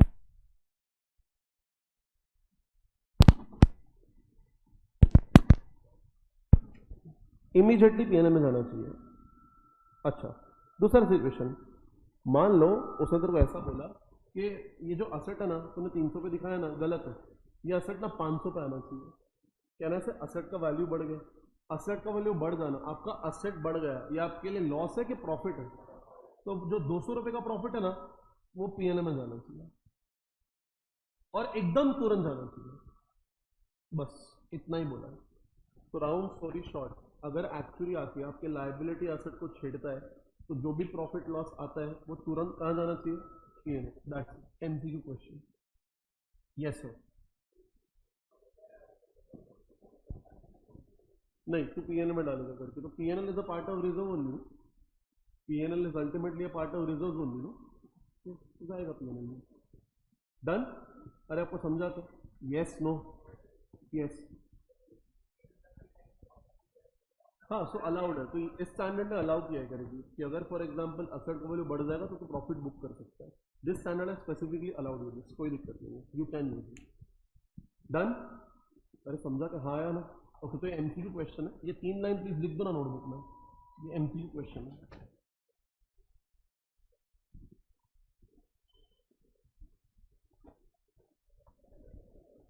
okay guys, is it done? Okay, अब सुनो, नाउ लास्ट पार्ट, ये आपको लिखने की जरूरत नहीं है, जस्ट बुक में लिख दो schemes of post employment benefits, schemes of post employment benefits dash करके refer from text book,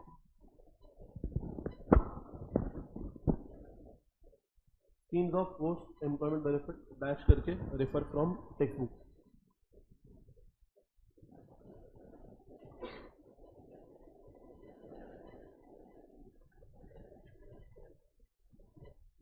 correct? बोलू? ओके, सुनो, तो 2 तरीके के प्लान्स होते हैं, सुनो, 2 तरीके के प्लान्स होते हैं, एक होता है डिफाइंड कंट्रीब्यूशन प्लान, क्या होता है? Defined contribution plan. एक होता है डिफाइंड बेनिफिट प्लान, क्या होता है? Defined benefit plan. अब ये क्या होता है, सुनो, फॉर एग्जाम्पल, जैसे कि एक जैसे मल्टीनेशनल इवेंट मैनेजमेंट कंपनी है, ठीक है, जिसका नाम है ऐसे डे ड्रीमिंग वेडिंग सर्किल, काफ़ी फैली हुई कंपनी है करके, ठीक है। अब क्या हुआ, ध्यान से सुनना, अब इस कंपनी का एक एम्प्लॉई है आदित्य, ओह सॉरी, ठीक है। अब क्या हुआ, ये जो कंपनी है ना, ये इसको सैलरी देती है, कितना, वही मतलब कितना, 20,000 मेरा जो मंथली सैलरी है भाई, ठीक है, 20,000 ओनली। अब इसको सैलरी देती है ना, तो इसका ना प्रोविडेंट फंड काटती है, क्या काटती है? प्रोविडेंट फंड, आपको पता ना सैलरी में से प्रोविडेंट फंड कटता है करीब, ठीक है। अब प्रोविडेंट फंड को काट लेती है, एंड उसके बाद एक दूसरी कंपनी है, फॉर एग्जांपल एक कंपनी है कैपजेमिनी, सुना है क्या आपने? नहीं, मैं बताता हूँ, उसको आउटसोर्स कर देते और बोलती है ये जो प्रोविडेंट फंड है ना, वो तू संभाल। इसका मतलब क्या, एम्प्लॉय को बोला जाता है सुन, मैं ना तेरा प्रोविडेंट फंड का मगजमारी नहीं पालने वाला हूँ, मैं प्रोविडेंट फंड काट के सामने वाली कंपनी को दे रहा हूँ। अब सामने वाली कंपनी इस प्रोविडेंट फंड का क्या करे वो तू जाने और सामने वाला कंपनी जाने। मान ले 10 साल बाद जब तू रिटायर हो जाएगा तो प्रोविडेंट फंड मांगने मेरे पास मत आना। प्रोविडेंट फंड किसके पास पड़ा है? कैपजेमिनी के पास। ये एक एग्जाम्पल है, कंपनी कैपजेमिनी वो एक्चुअली ये करती है, ठीक है। अपन दूसरा, अपने को नाम नहीं जानता है, अपन एक्स लिमिटेड ले लेते हैं, ठीक है। तो day dreaming weddings clear cut बोलती है आदित्य को कि सुन, आज के बाद मान ले प्रोविडेंट फंड सामने वाला कंपनी नहीं दिया तो मेरे पास मत आना, मेरा लाइबिलिटी है ही नहीं। तो आप मेरे को बताओ ना, रिस्क किसके सर पे है, मतलब स्ट्रेस किसके सर पे होगा? एम्प्लॉयर के सर पे होगा कि एम्प्लॉई के सर पे होगा? तो यहाँ पे ना रिस्क जो है ना वो एम्प्लॉई के सर पे होता है। Am I very very clear? Company तो खाली कंट्रीब्यूट करके साइड में हट जाती है, इसको प्यार से बोलते हैं डिफाइंड कंट्रीब्यूशन प्लान। क्या बोलता है? Defined contribution plan. Am I very very clear? अच्छा, एक होता है डिफाइंड बेनिफिट प्लान। उसमें क्या होता है, अभी डे ड्रीमिंग वेडिंग्स है, ये सैलरी देती है आदित्य को, एंड प्रोविडेंट फंड जो है वो कट करके खुद के पास रखती है, बराबर। तो फॉर एग्जांपल जब 5 साल 10 साल हो जाएगा और एम्प्लॉय जाएगा तो रिस्क किसके सर पे, मतलब एम्प्लॉय प्रोविडेंट फंड किससे मांगेगा? दूसरी कंपनी से मांगेगा कि डे ड्रीमिंग से ही मांगेगा? डे ड्रीमिंग से ही मांगेगा ना। तो यहाँ पे रिस्क किसके सर पे है? एम्प्लॉयर के सर पे। अरे आपको समझा? तो बस यहाँ मैंने कंट्रीब्यूट नहीं किया है, इसको प्यार से बोलते हैं डिफाइंड बेनिफिट प्लान। वेद भाई ये ध्यान दो, क्या सुन रहा है फोन में, बाद में देख लेना जो भी देख रहा है। Am I very very clear? Yes no? बस इतना ही है, एक बार पढ़ने का ट्राई करते हैं, देखो क्या लिखा है। पढ़ते हैं, कौन पढ़ा था उस दिन? अनन्या तो है ही नहीं, मैम आप पढ़ लो। हाँ हाँ आपकी, हाँ पढ़ो पढ़ो, अनन्या की दोस्त पढ़। डिफाइंड कंट्रीब्यूशन प्लान और डिफाइंड बेनिफिट प्लान। पहले कंट्रीब्यूशन पढ़ता है, बोलो। Employer opens provident fund gratuity fund in the name of employee with appropriate authority and makes contribution every year, मैं कॉन्ट्रीब्यूट कर दूंगा। डिफाइंड बेनिफिट क्या होता है? No such contribution is made, हम लोग कॉन्ट्रीब्यूशन नहीं करते, हम लोग अपने पास ही रखते हैं। फिर on retirement employer need not pay anything to employ and the fund will settle the employ. भाई रिटायरमेंट के टाइम मेरे पास मत आना, वो फंड के पास जाना। यहाँ पे employer has to settle the employee, yes no. अच्छा उसके बाद all risk will be that of employee, यहाँ पे रिस्क किसका होता है? Employer. Do you get this? अच्छा एक्चुअल वैल्यूएशन कराने का रिस्क भी एम्प्लॉयर का ही होता है, लेकिन अगर आप कंट्रीब्यूट कर दो तो सीधी बात है मैं क्यों वैल्यूएशन कराऊं, वो तो सामने वाली कंपनी कराएगी ना। इसलिए वहां पे लिखा है कि all risk including risk of actual valuation will be that of employer. अरे तुम्हारे भेजे में कुछ जा रहा है क्या? सर ये क्या था? कुछ नहीं, एमसीक्यू, क्वेश्चन वेश्चन नहीं है इसके ऊपर, एमसीक्यू स्लैश थियोरी क्वेश्चन।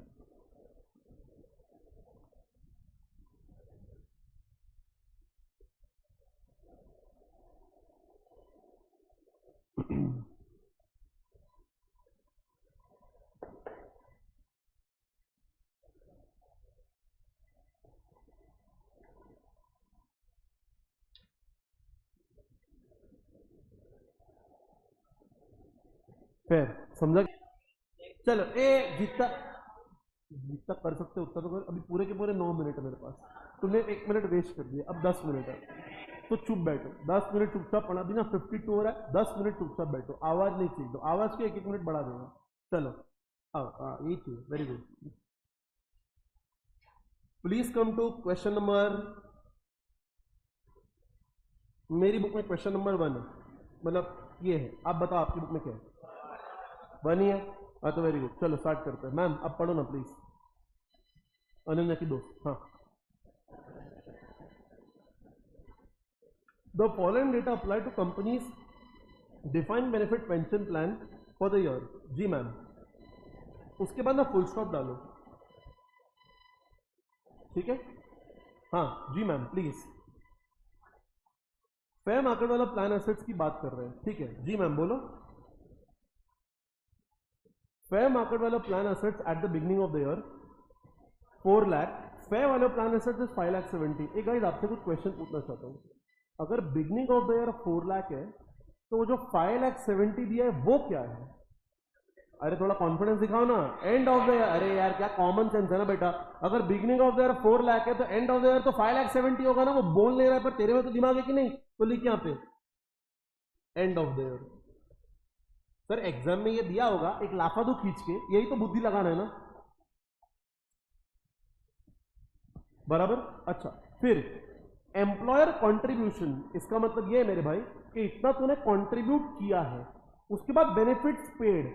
अब एक बात बता, इसका मतलब बेनिफिट्स पेड का मतलब ये है कि तूने ना अपने एम्प्लॉय को इतना पैसा पे किया, कंट्रीब्यूशन किया, तो कहने से असेट का वैल्यू बढ़ जाएगा।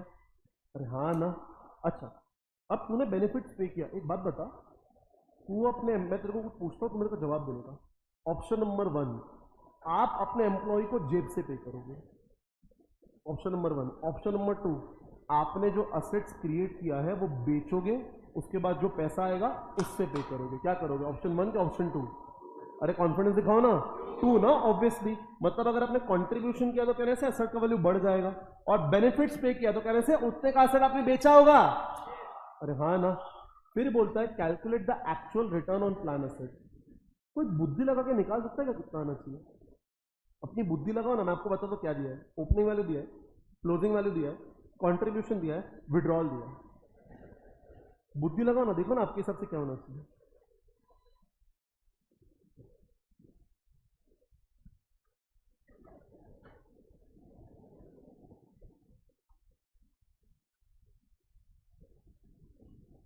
हाँ 1,30,000। देखो बुद्धि, देखो बुद्धि बहुत सिंपल है। सुन इधर सुन, इधर सुन, ये देखे देखे क्या देख, कहने से ये ओपनिंग वैल्यू है, जैसे ही आप कंट्रीब्यूट करोगे कहने से असेट का वैल्यू बढ़ जाएगा, जैसे ही आप विड्रॉ करोगे तो कहने से असेट का वैल्यू कम हो जाएगा। मतलब कायदे से आपका जो असेट है उसका जो बुक वैल्यू है वो 4,40,000 होना चाहिए, लेकिन क्वेश्चन में कितना दिया है? 5,70,000 इज अ फेयर वैल्यू, तो कहने से जो डिफरेंस आ गया that is your actual return. आपके असेट ने आपको इतना कमा के दिया, ये पूछा है। Difficult easy? Very easy. ऐसा क्वेश्चन आता है एग्जाम में 100%, क्यों नहीं आता भाई साहब, क्या गलत है इसमें, आ सकता है करके। Am I very very clear? Fair. लिखो ना करके सोल्यूशन, जल्दी जल्दी जल्दी, आलस वालस नहीं चलेगा, जल्दी करो। आलस का दूसरा नाम नेक्स्ट अटेम्प्ट।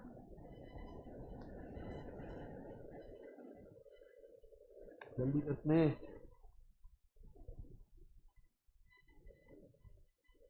क्या फोन में देख रहा है तू, किसका मैसेज देख रहा है, कैसी है वो, लड़का है, कैसा है वो?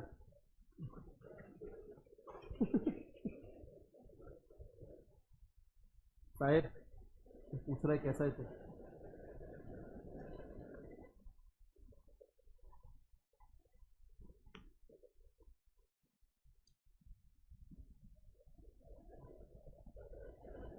नेक्स्ट 1 मिनट और गुड।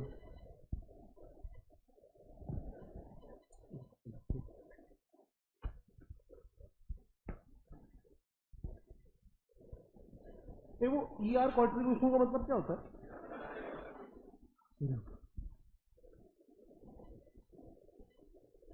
एग्जाम में खाली 180 दिन बाकी है, which is 6 months, which is 1 subject per month, which is 15 days for 1 revision, which is 30 days for 2 revision, और मिनिमम 3 रिविजन तो करना ही पड़ेगा।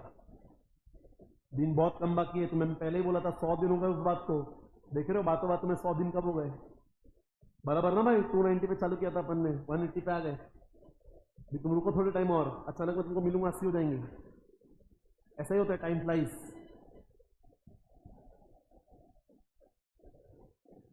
जैसे इनका रिजल्ट आया ना, तुम समझना तुम्हारी उल्टी गिनती चालू। ये बात समझ के चलना, जितना जल्दी ये बात समझ लोगे उतना जल्दी सुखी रहोगे।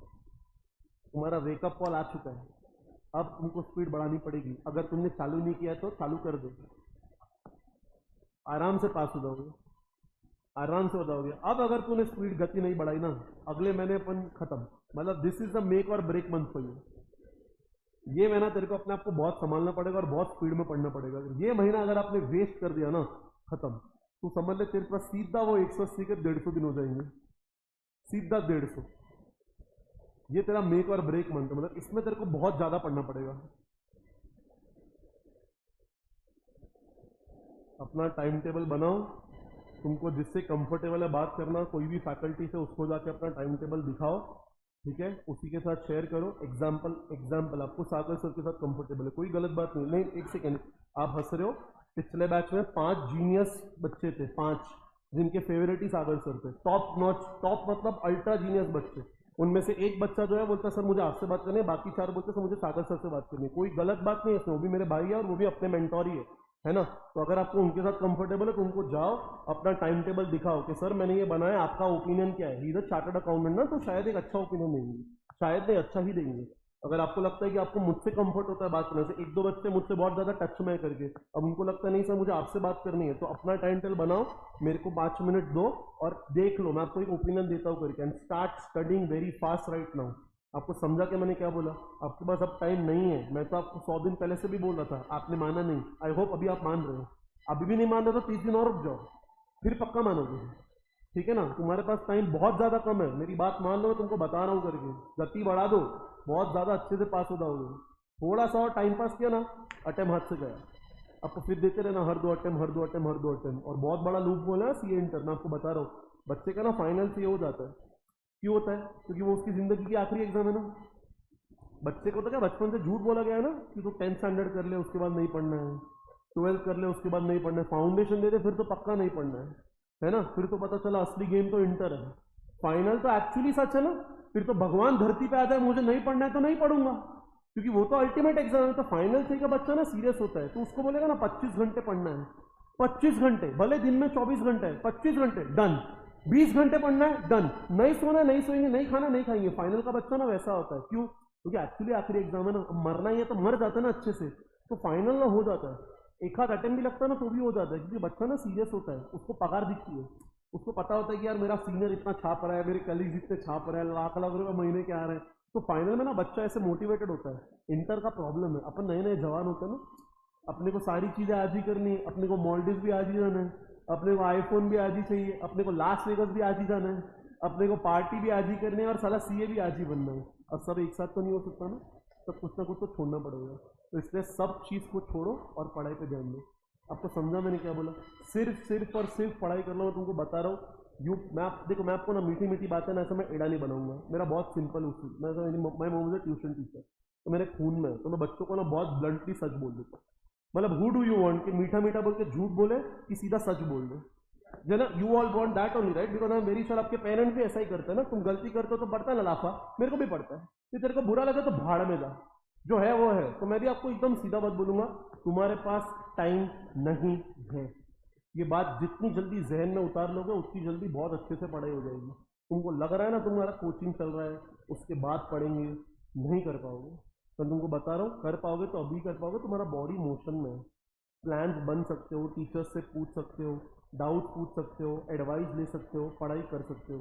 कोचिंग खत्म हो जाएगा ना, उसके बाद सिर्फ 90 दिन बचेंगे, सिर्फ 90 दिन, 90 दिन और 6 सब्जेक्ट। आपको समझ रहा है? बहुत डिफिकल्ट हो जाएगा, नहीं कर पाओगे। मैं तुम्हारे कैलिबर पे ना, मैं तुम्हारे कैलिबर पे डाउट नहीं कर रहा। मैं तुम्हारे, ये मत समझना मैं तुम्हारे कैलिबर पे डाउट कर रहा हूँ। मैं बोल रहा हूँ बेटा बहुत प्रेशर आएगा, बहुत दिक्कत होएगा, नहीं कर पाएगा। मैं आपको बताऊँ आज ही का एक सिचुएशन है। जैसे मेरा नंबर तो सारे बच्चों के पास है, मतलब इट्स गॉड ग्रेस, सारे बच्चों का मैसेज आता है, मैं थोड़े टाइम बाद रिप्लाई करता हूँ, पर मैं कर पाता हूँ। तो आज एक बच्ची का मैसेज आया, फाइनल सी की स्टूडेंट है, I swear to my business है, मैं झूठ नहीं बोल रहा हूँ। तो बच्ची का मैसेज आया, सर कि सर मेरे को समझ नहीं आ रहा मैं क्या करूँ, मेरा सितंबर में अटेम्प्ट है, फाइनल सी की बच्ची है, तो मेरे को दोनों ग्रुप देना, मेरे तो एक भी ग्रुप पढ़ के नहीं हुआ। अटेम्प्ट कभी है?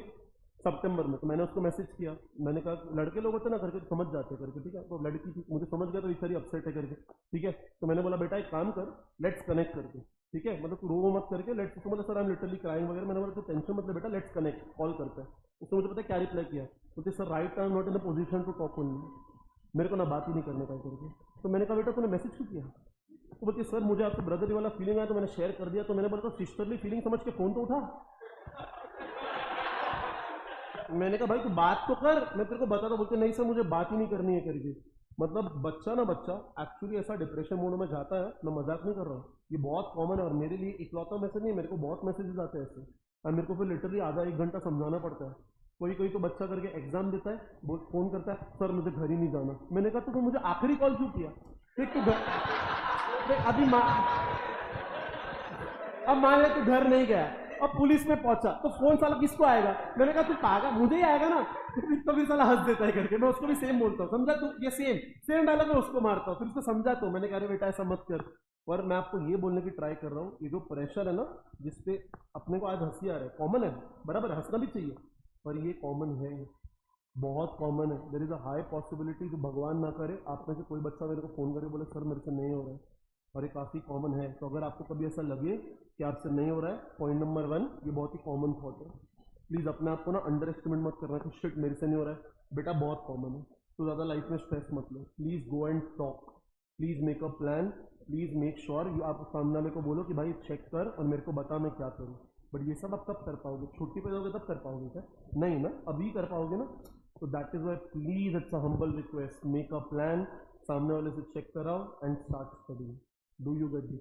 फिर तुम किसी से भी करा लो, तुमको सागर सर जमता है, तुमको संकल्प सर जमता है, ये ऑल्सो वेरी नाइस मैन, मैं जमता है, सुवानंद सर जमते हैं। किसी के एक मेंटर को तो पकड़, राकेश सर जमता है। एक मेंटर तो होगा ना भाई तेरा, जिसको तू एक को तो आइडल मानता होगा, 10 फेसेस है तेरे सामने, एक के साथ तो तेरा वाइब मैच होता होगा कि नहीं, कि एक के साथ भी नहीं होता है। उस बंदे को जाके दिखा दे भाई, और मेहरबानी करके प्लीज पढ़ना चालू कर। Am I very clear? मैं दोबारा आपको ना बार बार ज्ञान देने के लिए अवेलेबल नहीं दे दूंगा, मैं तो और एक ही अवेलेबल हूँ, ठीक है? और मुझे पक्का पता है जितना मैं बच्चों को ज्ञान देता हूँ ना पढ़ाई करने के लिए, उतना साला कोई नहीं देता। और मुझे पता है कितना जरूरी है, बिकॉज सबसे छोटा मैं ही हूँ, शरीर में सबसे बड़ा, उम्र में सबसे छोटा।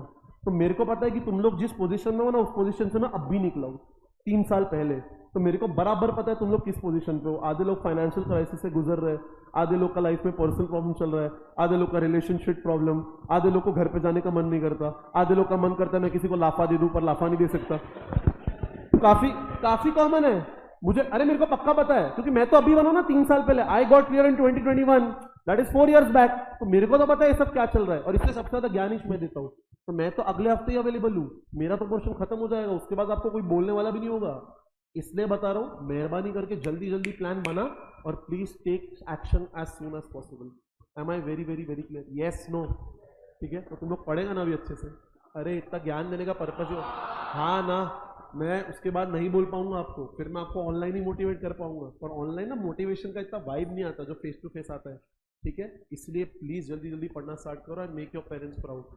आप ऐसा समझो, तो मेरा लास्ट वन में एंड कर रहा हूँ, तुम्हारे पास ना लास्ट 6 मंथ्स है लाइफ में कुछ करने के लिए। ये तेरी जिंदगी का आखिरी अटेम्प्ट है, तो ऐसे पढ़। भगवान ना करे लग गया ना तो कोई बात नहीं, कुछ नहीं होता, बट मैं कह रहा हूँ तू ऐसे पढ़ तो सही कि तेरी जिंदगी का लास्ट अटेम्प्ट है, और एक बार दे दे कितना सीरियसनेस होगा तेरे को, समझा? और तू वो चेहरा इमेजिन कर, देख अपने को ना अपने पेरेंट्स को रुलाने का रिजल्ट के लिए, ये पक्की बात है, लेकिन खुशी से रुलाने का पक्की बात है, अपन भी तो रुलाए, ठीक है, पर खुशी से। अरे आपको समझा मैंने क्या बोला? तो उसके लिए बहुत ज़्यादा अच्छे से पढ़ना पड़ेगा। Am I very very clear? So I want to see lot of, I am very sure आधे बच्चों को मेरे से ही सुनना है, तो I want to see people जो मेरे पास आए और मेरे को बोले सर बताओ क्या करूँ। आधे लोग आई वांट टू सी, मेरे को सागर सर का फोन आना चाहिए कि आदित्य तूने बच्चों को कुछ बोला क्या, बिकॉज ये हर अटेम्प्ट होता है करके। I want to get calls from Nirav sir, I want to get calls from Gaurang sir, जो भी फैकल्टी के साथ तुम कंफर्टेबल हो, पर प्लीज जाके उनको प्लान्स बताओ और पढ़ना चालू करो। We are your mentors, we are like your brothers. आपको समझ रहा है मैंने क्या बोला? तो प्लीज जल्दी जल्दी इस चीज को एक्शन में लो। Am I very very clear? Fair? चलो, I will see you the next time. Bye bye, take care, thank you so much guys.